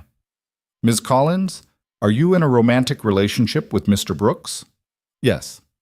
"Then the objection stands. The witness's testimony will be considered with that context in mind." Angela nodded and continued. "Ms. Collins, have you ever witnessed Daniel being anything other than loving and supportive toward Lily?" "No, never." "And have you witnessed Sarah Brooks attempt to contact Lily?" "Yes. She showed up at the school unannounced. Lily was terrified." "Objection!" Sarah's lawyer was on his feet again. "The witness is editorializing." "Sustained. Stick to the facts, Ms. Collins." Maya nodded. "Sarah came to the school without permission. Lily came home scared and asked not to see her again." The judge made a note, and Angela sat down. Sarah's lawyer tried to discredit Maya, tried to paint her as someone who had inserted herself into a family to play house. But Maya didn't flinch. She answered every question with the same calm steadiness, and by the time she stepped down, Daniel could see the frustration on the other lawyer's face. Then Lily was called. Daniel's stomach dropped. Angela had warned him this might happen, but he'd hoped the judge would spare her. Lily was only 7. She shouldn't have to be part of this, but the judge wanted to hear from her. Lily walked to the stand, clutching her stuffed rabbit, looking impossibly small in the big courtroom. The judge spoke to her gently, asking simple questions about school, about home, about how she felt. "Do you know why you're here today, Lily?" the judge asked. "Because my mom wants to see me. And how do you feel about that?" Lily looked down at her rabbit. "I don't want to." "Can you tell me why?" "Because she left. And she scared me when she came to my school. And I don't know her." "Do you feel safe with your dad?" "Yes." "And do you want to live with him?" "Yes." The judge nodded. "Thank you, Lily. You can go back to your seat now." Lily climbed down and ran to Daniel, and he wrapped his arms around her, holding her tight while the judge reviewed the case files. Finally, the judge looked up. "Based on the evidence presented, I'm denying the petition for joint custody. Ms. Brooks, you abandoned your parental responsibilities for 3 years without cause. Your recent attempts at contact have been erratic and, in some cases, inappropriate. I see no compelling reason to disrupt the stable environment Mr. Brooks has provided." She looked at Sarah. "If you wish to reestablish a relationship with your daughter, I recommend you pursue family therapy and supervised visitation through the proper channels. But I will not order Mr. Brooks to facilitate contact at this time." Sarah's face crumpled, but the judge wasn't finished. "Mr. Brooks, the protective order will remain in place. Miss Brooks is not to contact you or Lily except through legal counsel. This court is adjourned." The gavel came down, and it was over. Daniel sat there, stunned, while Angela gathered her papers. "We won," she said quietly. "Yeah," Daniel said. "We did." Outside the courtroom, Maya was waiting. Lily ran to her, and Maya scooped her up, holding her close. Daniel followed, his legs shaky, his mind still trying to catch up. "Is it really over?" Maya asked. "For now," Angela said.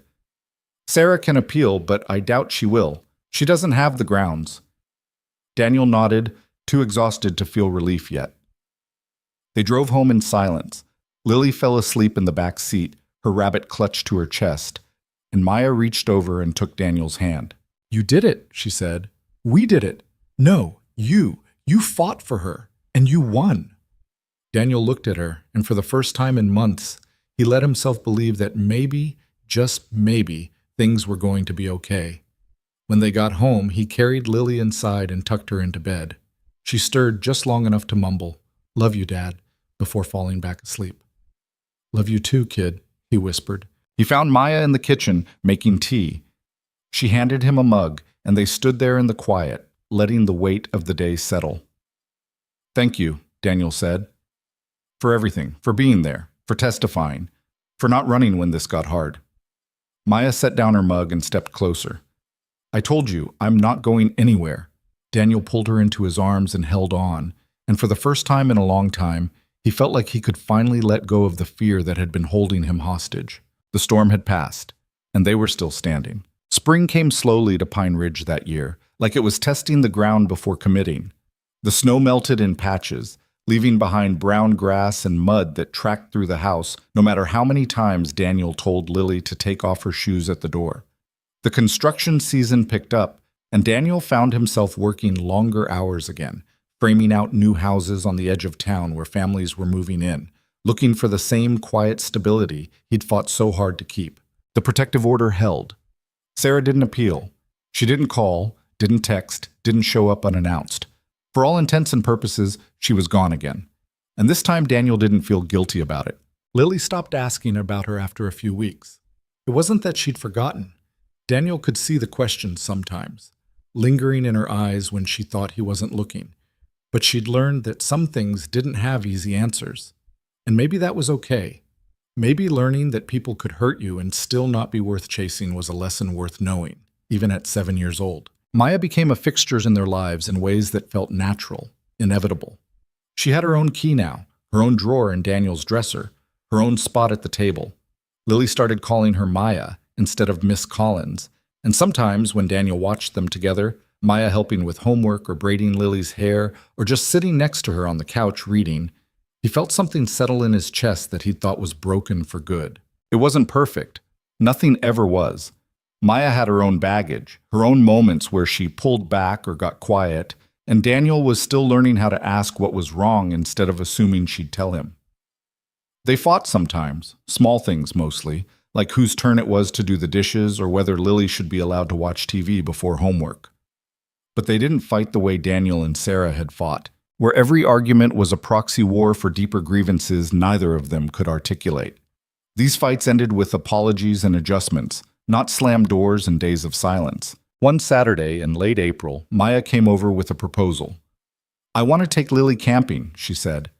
They were sitting on the porch, drinking coffee, while Lily played in the yard, building something elaborate with sticks and rocks that only made sense in her head. Daniel looked at her. "Camping?" "Yeah, there's a campground about an hour north. I used to go with my sister when we were kids. I think Lily would love it." "You want to take her alone?" "I was thinking the 3 of us, but if you're not into it, I can take her myself." Daniel considered it.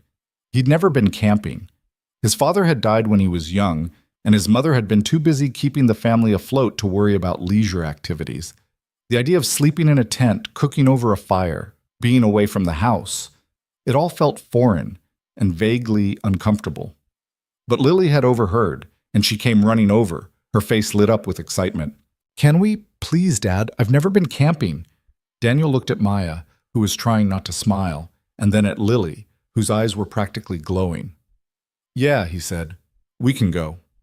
Lily let out a whoop and ran back to her stick fort, already planning out loud what she'd bring. Maya leaned over and kissed his cheek. "You won't regret it." "I already regret it," she laughed. "Liar." They went the following weekend. Daniel borrowed a tent from Marco, who found the whole thing hilarious and spent 20 minutes giving unsolicited advice about how not to get eaten by bears.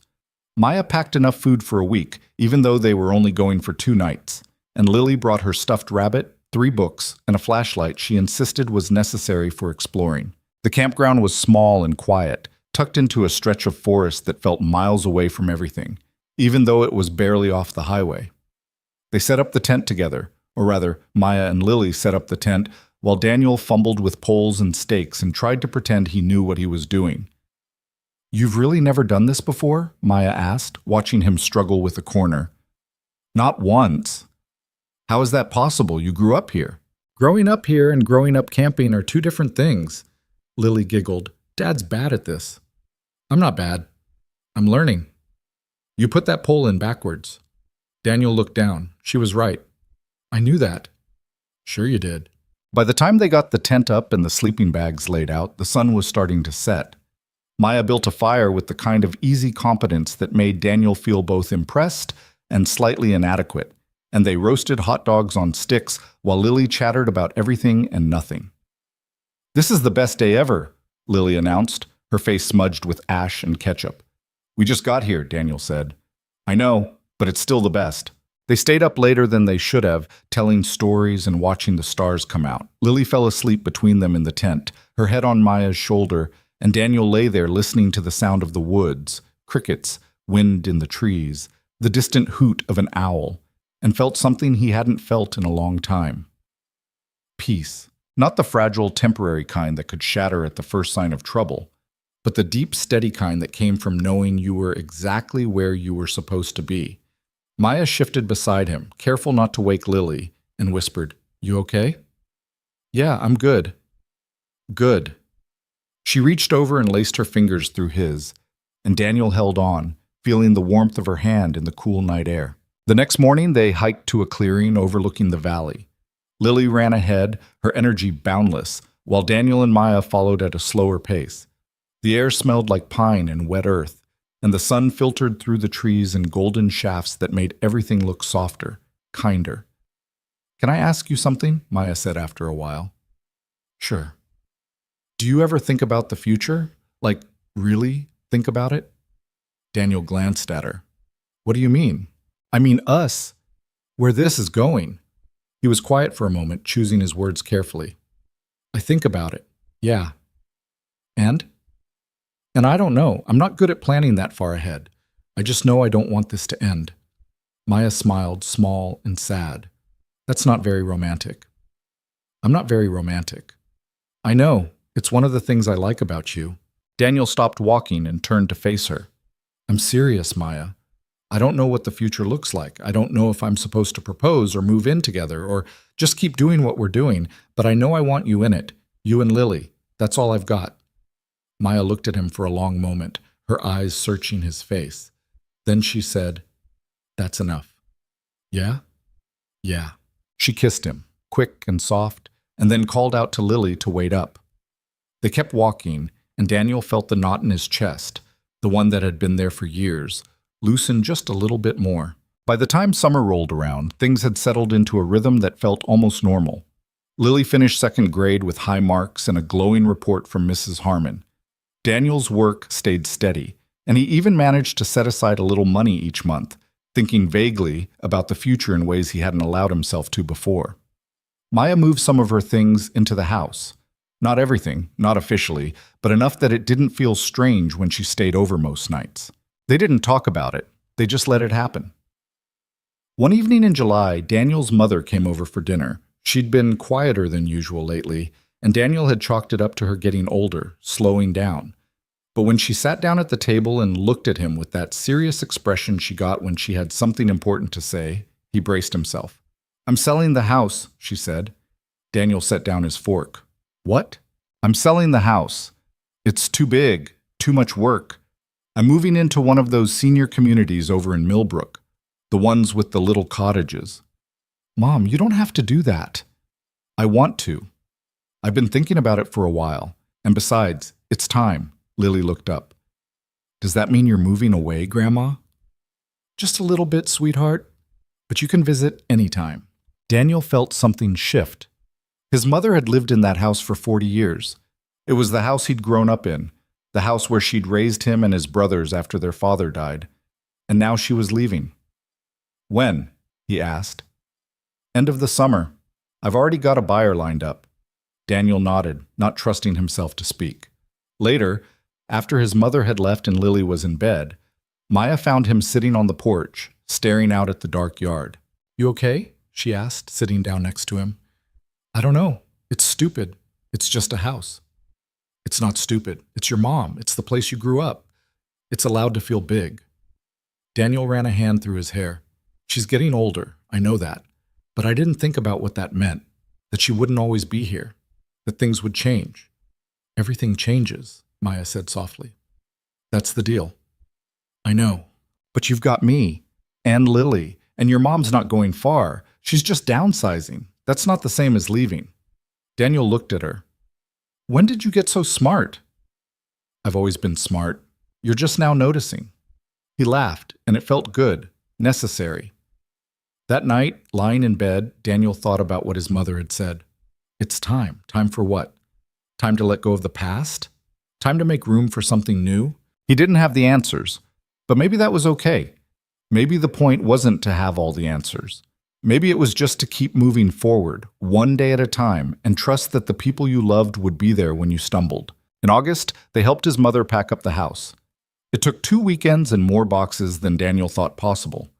Lily helped by labeling things in her messy 7-year-old handwriting, and Maya organized the kitchen with the kind of efficiency that made Daniel's mother declare she was keeping her.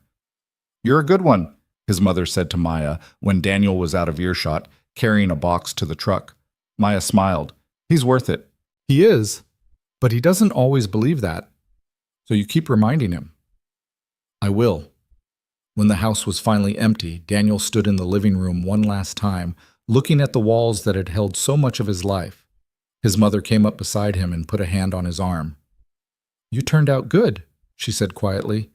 "Better than I thought you would after everything you went through." "Mom, I mean it. You could have been bitter. You could have shut down completely. But you didn't. You built a life for that little girl, and you let someone in when you didn't think you could. That takes guts." Daniel felt his throat tighten. "I'm just trying not to screw it up. None of us know what we're doing. We just do the best we can and hope it's enough." She squeezed his arm. "And you're enough, Daniel. You always have been." He nodded, not trusting himself to speak, and they walked out together. By the time fall came around again, Daniel realized he'd stopped waiting for the other shoe to drop. Sarah hadn't contacted them in months. The protective order was still in place, and Angela had warned him it might be years before Sarah tried anything again, if she ever did. Lily had started 3rd grade, and she was thriving in ways that made Daniel's chest ache with pride. She'd made new friends, joined the school's art club, and started asking questions about everything from why the sky was blue to whether dogs dreamed. And Maya was there for all of it. One Saturday in October, Daniel woke up to the smell of coffee and pancakes. He walked downstairs to find Maya and Lily in the kitchen, flour everywhere, laughing about something he'd missed. "Morning," Maya said, glancing over her shoulder. "We made breakfast." "Well, Lily made breakfast. I supervised." "They're really good, Dad," Lily said, flipping a slightly lopsided pancake. "I only burned 2. Daniel poured himself coffee and sat down at the table watching them work. And he thought about how strange it was, how life could break you open and then, slowly, fill you back up with things you didn't know you needed. After breakfast, Lily went outside to play, and Daniel helped Maya clean up the kitchen. "I've been thinking," Maya said, scrubbing a pan. "About what?" "About moving in, officially." Daniel looked at her. "Yeah?" "Yeah, I mean, I'm already here most of the time anyway, and it feels right, but only if you want me to." Daniel set down the dish towel and turned her to face him. "I want you to." "You're sure?" "I'm sure." Maya smiled, and it was the kind of smile that made Daniel feel like he'd done something right for once in his life. "Okay then," she said. "Let's do it." They told Lily that night over dinner, and her reaction was immediate and enthusiastic. "Does this mean Maya's staying forever?" "If she wants to," Daniel said. Lily looked at Maya. "Do you want to?" "I do." "Good, because you make better pancakes than Dad." Maya laughed. "Deal." And just like that, it was settled. The days that followed were full of small, ordinary moments that added up to something bigger than Daniel had realized he was building. Maya brought over her books, her plants, her collection of coffee mugs that didn't match. She rearranged the living room and painted Lily's bedroom a soft lavender that Lily had picked out after an hour of deliberation at the hardware store. She made the house feel lived in a way it hadn't since Sarah left. But it wasn't always easy. There were moments when Daniel still pulled back, still defaulted to silence instead of communication. There were nights when Maya got frustrated with him for shutting her out, and mornings when they had to apologize and start over. There were growing pains, adjustments, compromises neither of them had anticipated. But they worked through it, because that's what you did when you loved someone. You didn't give up at the first sign of difficulty. You showed up. You tried. You figured it out together. One night in November, after Lily had gone to bed, Daniel and Maya sat on the couch, a bottle of wine between them, talking about nothing in particular. And then out of nowhere, Maya said, "I love this life we're building." Daniel looked at her. "Yeah? Yeah, it's not perfect, but it's ours." "It is. And I love you. I know I've said it before, but I wanted to say it again because I mean it." Daniel felt something in his chest crack open, and he realized he wasn't afraid anymore. "Not of this. Not of her. I love you too," he said, "more than I thought I could." Maya leaned over and kissed him, slow and soft, and for a long time they just sat there, holding each other in the quiet. Winter came again, and with it, the familiar rhythm of cold mornings and early nights. But this time, Daniel wasn't bracing for disaster. He wasn't waiting for everything to fall apart. He was just living. On Christmas morning, Lily woke them up at 6, bouncing on the bed and demanding they come downstairs immediately. Daniel groaned and pulled a pillow over his head, but Maya was already up, grinning. "Come on," she said, tugging at his arm. "It's Christmas." They went downstairs and Lily tore into her presents with the kind of unbridled joy only kids could manage. Daniel and Maya sat on the floor drinking coffee and watching her, and Daniel felt a wave of gratitude so strong it almost knocked him over. This was what mattered. Not the past, not the what-ifs, just this. Later, after Lily had settled down with her new books and toys, Maya handed Daniel a small box. "What's this?" "Open it." He did. Inside was a keychain, simple, silver, engraved with 3 words. "We're still standing." Daniel looked up at her, his throat tight. "I saw it a few months ago and thought of us," Maya said. "Everything we've been through, everything we've survived, we're still here."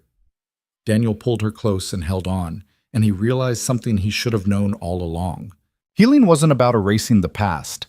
It was about building something new on top of it. It was about choosing, every single day, to show up for the people you loved and trusting them to show up for you. It was messy and imperfect and hard, but it was real, and that made it worth it. As the months turned into a year and then another, Daniel's life became something he'd never thought possible. Lily grew taller, smarter, braver. She stopped asking about Sarah altogether, and Daniel stopped feeling guilty about it. Maya became more than just his partner. She became family, woven into the fabric of their lives in ways that felt permanent and right. They didn't have a perfect love story. There was no grand gesture, no dramatic proposal, no moment where everything clicked into place and the music swelled. Instead, they had 1,000 small moments. Quiet mornings, shared dinners, nights on the porch, arguments that ended in apologies, laughter that filled the house. A life built one day at a time, with intention and care. And Daniel learned something he hadn't known before. That love wasn't about finding someone who fixed you. It was about finding someone who saw you, broken pieces and all, and chose to stay anyway. It was about building something together, slowly and steadily, and trusting that it would hold. One evening in late spring, almost 2 years after that first coffee meeting, Daniel found himself sitting on the porch again, watching Lily and Maya chase each other around the yard. Lily was laughing, her hair wild, her face flushed with happiness. Maya caught her and spun her around, and Lily shrieked with delight. Daniel's mother had been right. He had turned out okay. Not because he'd done everything perfectly, but because he'd kept trying, because he'd let people in, because he'd learned that being enough didn't mean being perfect. It just meant showing up. Maya came over and sat down next to him, slightly out of breath. "What are you thinking about?" she asked. "Just this. All of it." "Good thoughts?" "Yeah, really good." She smiled and took his hand, and they sat there together, watching Lily play in the fading light. Somewhere out there, Sarah was living her own life, making her own choices. Daniel didn't know if she ever thought about them, if she regretted the things she'd done, and he realized he didn't need to know. Her story was hers. His was his. And his story, messy, imperfect, real, was finally one he was proud of. Because in the end, the hardest thing wasn't surviving the storm. It was learning to trust the calm that came after. Learning to believe that you deserved happiness, that you were capable of love, that the life you built with your own 2 hands could be enough. Daniel had learned that, and so had Lily. And together, with Maya by their side, they'd keep learning it, one day at a time, for as long as they had. The past didn't disappear. It never did. But it didn't have to define you. You could carry it with you and still move forward. You could be broken and still be whole. You could survive and still find joy. That was the lesson. That was the truth. And in the quiet rhythm of Pine Ridge, in the warmth of the home they'd built together, Daniel finally understood what it meant to live again. Not just survive, not just exist, but live, fully, messily, imperfectly, and without apology. And that, more than anything, was enough. Spring came slowly to Pine Ridge that year, like it was testing the ground before committing. The snow melted in patches, leaving behind brown grass and mud that tracked through the house no matter how many times Daniel told Lily to take off her shoes at the door. The construction season picked up, and Daniel found himself working longer hours again, framing out new houses on the edge of town where families were moving in, looking for the same quiet stability he'd fought so hard to keep. The protective order held. Sarah didn't appeal. She didn't call, didn't text, didn't show up unannounced. For all intents and purposes, she was gone again. And this time, Daniel didn't feel guilty about it. Lily stopped asking about her after a few weeks. It wasn't that she'd forgotten. Daniel could see the questions sometimes, lingering in her eyes when she thought he wasn't looking. But she'd learned that some things didn't have easy answers. And maybe that was okay. Maybe learning that people could hurt you and still not be worth chasing was a lesson worth knowing, even at 7 years old. Maya became a fixture in their lives in ways that felt natural, inevitable. She had her own key now, her own drawer in Daniel's dresser, her own spot at the table. Lily started calling her Maya instead of Miss Collins. And sometimes, when Daniel watched them together, Maya helping with homework or braiding Lily's hair or just sitting next to her on the couch, reading, he felt something settle in his chest that he'd thought was broken for good. It wasn't perfect. Nothing ever was. Maya had her own baggage, her own moments where she pulled back or got quiet, and Daniel was still learning how to ask what was wrong instead of assuming she'd tell him. They fought sometimes, small things mostly, like whose turn it was to do the dishes or whether Lily should be allowed to watch TV before homework. But they didn't fight the way Daniel and Sarah had fought, where every argument was a proxy war for deeper grievances neither of them could articulate. These fights ended with apologies and adjustments, not slammed doors and days of silence. One Saturday in late April, Maya came over with a proposal. "I want to take Lily camping," she said. They were sitting on the porch, drinking coffee while Lily played in the yard, building something elaborate with sticks and rocks that only made sense in her head. Daniel looked at her. "Camping?" "Yeah. There's a campground about an hour north. I used to go with my sister when we were kids. I think Lily would love it." "You want to take her alone?" "I was thinking the 3 of us. But if you're not into it, I can take her myself."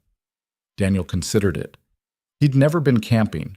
His father had died when he was young, and his mother had been too busy keeping the family afloat to worry about leisure activities.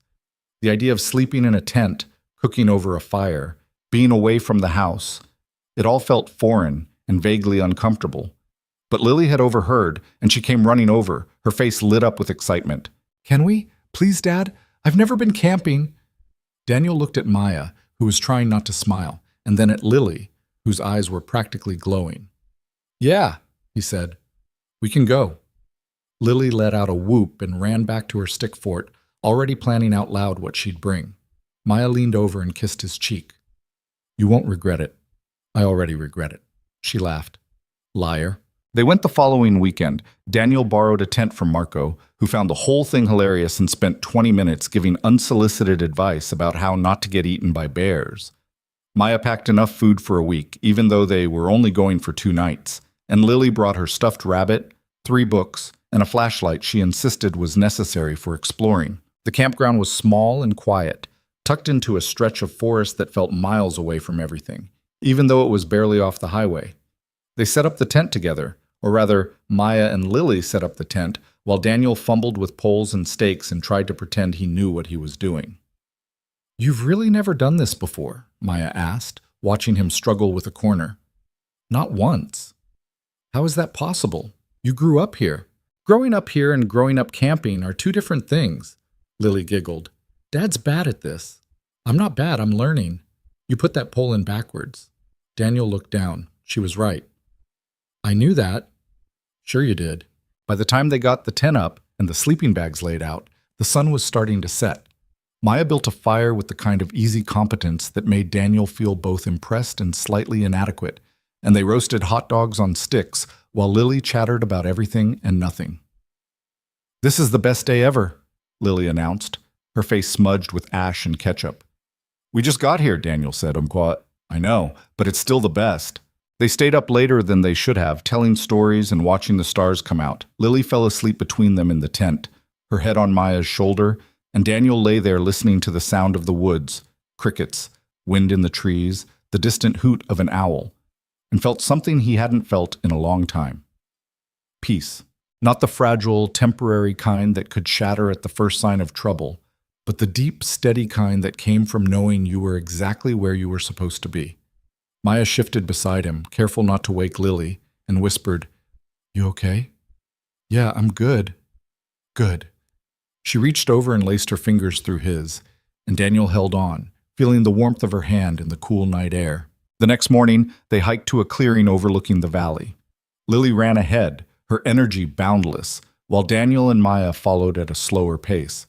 The air smelled like pine and wet earth, and the sun filtered through the trees in golden shafts that made everything look softer, kinder. "Can I ask you something?" Maya said after a while. "Sure." "Do you ever think about the future? Like, really think about it?" Daniel glanced at her. "What do you mean?" "I mean us. Where this is going." He was quiet for a moment, choosing his words carefully. "I think about it, yeah." "And?" "And I don't know. I'm not good at planning that far ahead. I just know I don't want this to end." Maya smiled, small and sad. "That's not very romantic." "I'm not very romantic." "I know. It's one of the things I like about you." Daniel stopped walking and turned to face her. "I'm serious, Maya. I don't know what the future looks like. I don't know if I'm supposed to propose or move in together or just keep doing what we're doing, but I know I want you in it, you and Lily. That's all I've got." Maya looked at him for a long moment, her eyes searching his face. Then she said, "That's enough." "Yeah?" "Yeah." She kissed him, quick and soft, and then called out to Lily to wait up. They kept walking, and Daniel felt the knot in his chest, the one that had been there for years, loosen just a little bit more. By the time summer rolled around, things had settled into a rhythm that felt almost normal. Lily finished second grade with high marks and a glowing report from Mrs. Harmon. Daniel's work stayed steady, and he even managed to set aside a little money each month, thinking vaguely about the future in ways he hadn't allowed himself to before. Maya moved some of her things into the house. Not everything, not officially, but enough that it didn't feel strange when she stayed over most nights. They didn't talk about it. They just let it happen. One evening in July, Daniel's mother came over for dinner. She'd been quieter than usual lately, and Daniel had chalked it up to her getting older, slowing down. But when she sat down at the table and looked at him with that serious expression she got when she had something important to say, he braced himself. "I'm selling the house," she said. Daniel set down his fork. "What?" "I'm selling the house. It's too big, too much work. I'm moving into one of those senior communities over in Millbrook, the ones with the little cottages." "Mom, you don't have to do that." "I want to. I've been thinking about it for a while. And besides, it's time." Lily looked up. "Does that mean you're moving away, Grandma?" "Just a little bit, sweetheart, but you can visit any time." Daniel felt something shift. His mother had lived in that house for 40 years. It was the house he'd grown up in, the house where she'd raised him and his brothers after their father died. And now she was leaving. "When?" he asked. "End of the summer. I've already got a buyer lined up." Daniel nodded, not trusting himself to speak. Later, after his mother had left and Lily was in bed, Maya found him sitting on the porch, staring out at the dark yard. "You okay?" she asked, sitting down next to him. "I don't know, it's stupid. It's just a house." "It's not stupid. It's your mom. It's the place you grew up. It's allowed to feel big." Daniel ran a hand through his hair. "She's getting older, I know that. But I didn't think about what that meant, that she wouldn't always be here, that things would change." "Everything changes," Maya said softly. "That's the deal." "I know, but you've got me, and Lily. And your mom's not going far, she's just downsizing. That's not the same as leaving." Daniel looked at her. "When did you get so smart?" I've always been smart. You're just now noticing. He laughed, and it felt good. Necessary. That night, lying in bed, Daniel thought about what his mother had said. It's time. Time for what? Time to let go of the past? Time to make room for something new? He didn't have the answers. But maybe that was okay. Maybe the point wasn't to have all the answers. Maybe it was just to keep moving forward, one day at a time, and trust that the people you loved would be there when you stumbled. In August, they helped his mother pack up the house. It took 2 weekends and more boxes than Daniel thought possible. Lily helped by labeling things in her messy 7-year-old handwriting, and Maya organized the kitchen with the kind of efficiency that made Daniel's mother declare she was keeping her. "You're a good one," his mother said to Maya when Daniel was out of earshot, carrying a box to the truck. Maya smiled. "He's worth it." He is. But he doesn't always believe that. So you keep reminding him. I will. When the house was finally empty, Daniel stood in the living room one last time, looking at the walls that had held so much of his life. His mother came up beside him and put a hand on his arm. "You turned out good," she said quietly. "Better than I thought you would after everything you went through." Mom said... "I mean it. You could have been bitter. You could have shut down completely. But you didn't. You built a life for that little girl, and you let someone in when you didn't think you could. That takes guts." Daniel felt his throat tighten. "I'm just trying not to screw it up. None of us know what we're doing. We just do the best we can and hope it's enough." She squeezed his arm. "And you're enough, Daniel. You always have been." He nodded, not trusting himself to speak, and they walked out together. By the time fall came around again, Daniel realized he'd stopped waiting for the other shoe to drop. Sarah hadn't contacted them in months. The protective order was still in place, and Angela had warned him it might be years before Sarah tried anything again, if she ever did. Lily had started 3rd grade, and she was thriving in ways that made Daniel's chest ache with pride. She'd made new friends, joined the school's art club, and started asking questions about everything from why the sky was blue to whether dogs dreamed. And Maya was there for all of it. One Saturday in October, Daniel woke up to the smell of coffee and pancakes. He walked downstairs to find Maya and Lily in the kitchen, flour everywhere, laughing about something he'd missed. "Morning," Maya said, glancing over her shoulder. "We made breakfast." "Well, Lily made breakfast. I supervised." "They're really good, Dad," Lily said, flipping a slightly lopsided pancake. "I only burned 2. Daniel poured himself coffee and sat down at the table, watching them work. And he thought about how strange it was, how life could break you open and then, slowly, fill you back up with things you didn't know you needed. After breakfast, Lily went outside to play, and Daniel helped Maya clean up the kitchen. "I've been thinking," Maya said, scrubbing a pan. "About what?"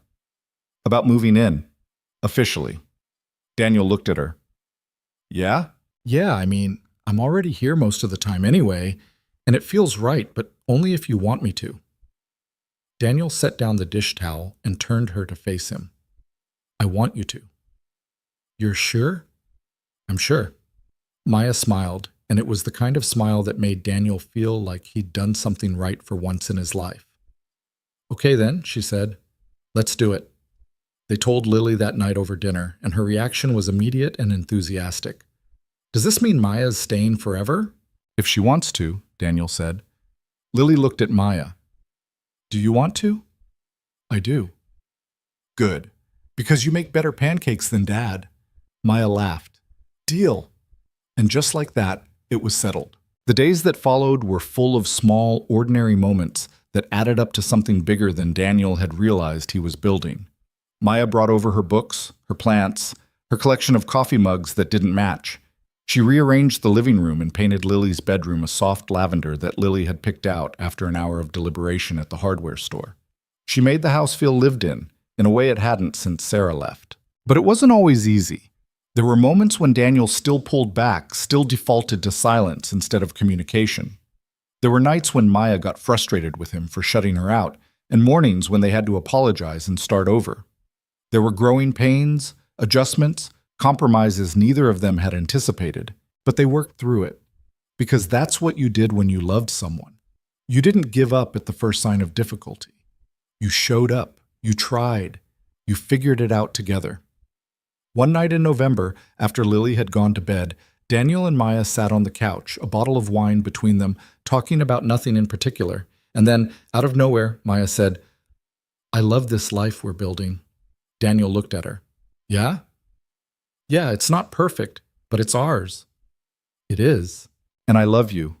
I know I've said it before, but I wanted to say it again, because I mean it. Daniel felt something in his chest crack open, and he realized he wasn't afraid anymore. Not of this. Not of her. "I love you too," he said. "More than I thought I could." Maya leaned over and kissed him, slow and soft, and for a long time they just sat there, holding each other in the quiet. Winter came again, and with it, the familiar rhythm of cold mornings and early nights. But this time, Daniel wasn't bracing for disaster. He wasn't waiting for everything to fall apart. He was just living. On Christmas morning, Lily woke them up at 6, bouncing on the bed and demanding they come downstairs immediately. Daniel groaned and pulled a pillow over his head, but Maya was already up, grinning. "Come on," she said, tugging at his arm. "It's Christmas." They went downstairs, and Lily tore into her presence with the kind of unbridled joy only kids could manage. Daniel and Maya sat on the floor, drinking coffee and watching her, and Daniel felt a wave of gratitude so strong it almost knocked him over. This was what mattered. Not the past, not the what-ifs, just this. Later, after Lily had settled down with her new books and toys, Maya handed Daniel a small box. "What's this?" "Open it." He did.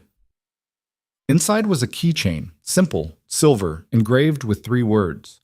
"We're still standing." Daniel looked up at her, his throat tight.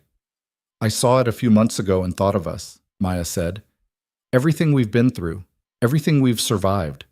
We're still here." Daniel pulled her close and held on, and he realized something he should have known all along. Healing wasn't about erasing the past. It was about building something new on top of it. It was about choosing every single day to show up for the people you loved and trusting them to show up for you. It was messy and imperfect and hard, but it was real, and that made it worth it. As winter gave way to spring again, Daniel found himself thinking less about what he'd lost and more about what he'd gained. He'd spent so many years carrying the weight of Sarah's abandonment, letting it define him, letting it dictate how he moved through the world. But somewhere along the way, he'd set that weight down. Not because someone had told him to, but because he'd finally realized he didn't need it anymore. The truth was, people left. They made promises they couldn't keep. They hurt you in ways you didn't see coming, and sometimes they disappeared without explanation. That was part of being human, but so was staying. So was showing up day after day, even when it was hard, even when you were tired, even when you didn't have all the answers. Sarah had taught him what it felt like to be abandoned, but Maya had taught him what it felt like to be chosen. And that made all the difference. One afternoon in April, Daniel was working on a deck for a client on the outskirts of town when his phone rang. Unknown number. He almost didn't answer, but something made him pick up. "Daniel Brooks?" "Yeah, who's this?" "This is Linda Mercer. I'm Sarah's mother." Daniel's jaw tightened. He hadn't heard from Sarah's family since the divorce. They'd cut him off completely when Sarah left, taking her side without question. "What do you want?" "I wanted to let you know that Sarah's in rehab. She's been struggling for a while now. Addiction. I don't know all the details, but she asked me to reach out." Daniel was quiet, processing. "Why are you telling me this?" "Because she wanted you to know. She wanted you to know that she's trying to get better, and she wanted me to apologize on her behalf. For everything. She should apologize herself." "I know, but she's not in a place to do that right now. Maybe one day, but not yet." Daniel closed his eyes. Part of him wanted to hang up. Part of him wanted to say it was too little, too late. But another part of him, the part that had learned what it meant to move forward, just felt tired. "Tell her I hope she gets the help she needs," he said finally. "But I'm not waiting around for her to figure it out. Lily's doing fine. We're doing fine, and that's not changing. I understand. Thank you for listening." She hung up, and Daniel stood there for a moment, staring at his phone. When he got home that night, he told Maya about the call. She listened without interrupting, and when he finished, she said, "How do you feel?" "I don't know. Sad, I guess. For her, but also relieved. Because it's not my problem anymore. It never was. I know, but I didn't always believe that. Maya reached across the table and took his hand. You did everything you could. You protected Lily. You built a life. That's all anyone can ask. Daniel nodded. Yeah, I guess it is. That night, he lay in bed next to Maya, listening to the sound of her breathing, and thought about how strange it was that closure didn't always come in the form you expected. Sometimes it was just a phone call. Sometimes it was just letting go of the need to understand why someone hurt you. Sometimes it was just deciding that you didn't need their apology to move on. Sarah's addiction wasn't his fault. Her choices weren't his responsibility. And Lily's happiness didn't depend on whether Sarah ever got her life together. It just depended on him showing up, day after day, year after year, building something steady and safe and real. And that he could do.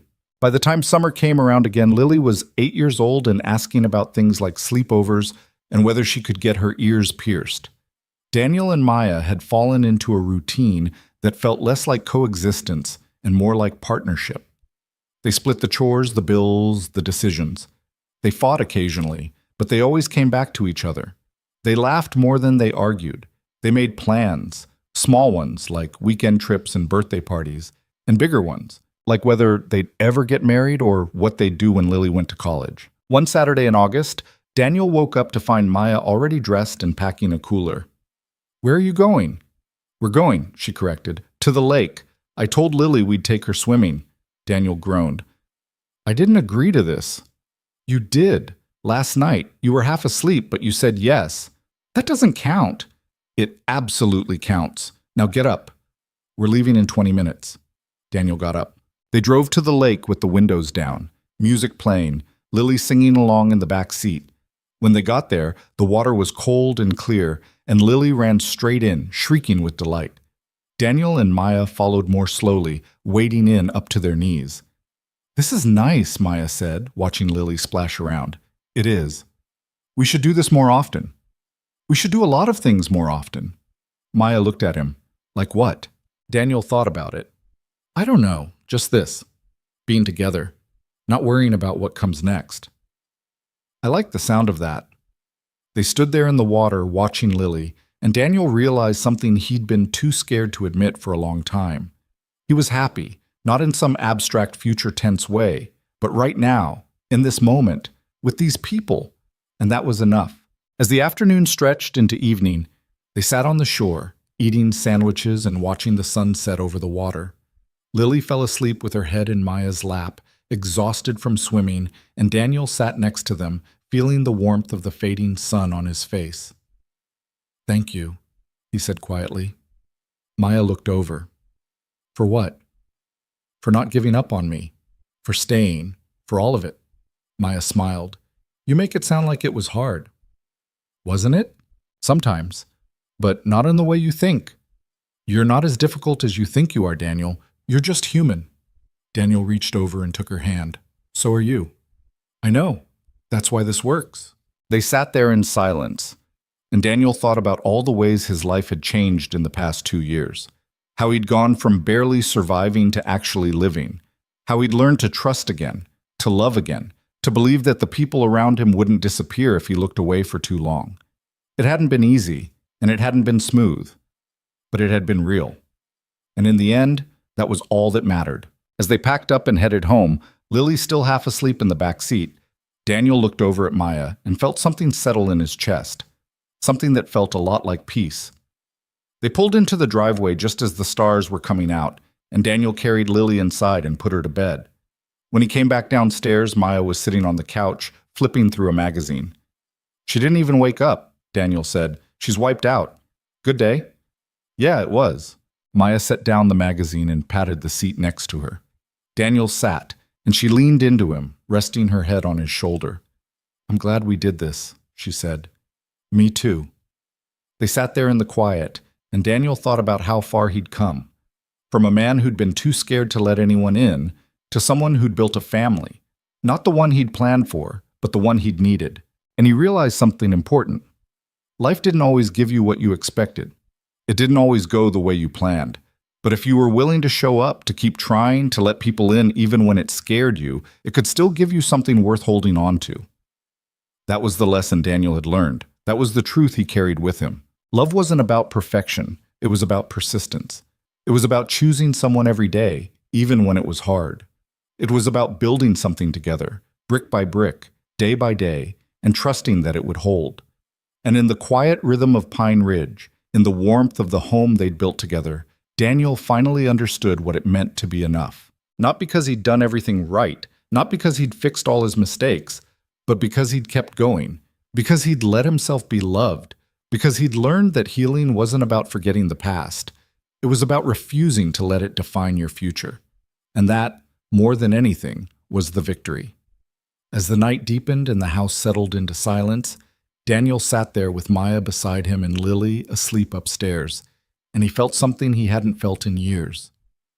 Gratitude for the messy, imperfect, beautiful life they'd built together, for the second chances he'd been given, for the people who'd stayed when it would have been easier to leave, and for the simple, profound truth that sometimes the best thing you could do was just keep showing up, one day at a time, one moment at a time, until you looked back and realized you'd built something worth keeping.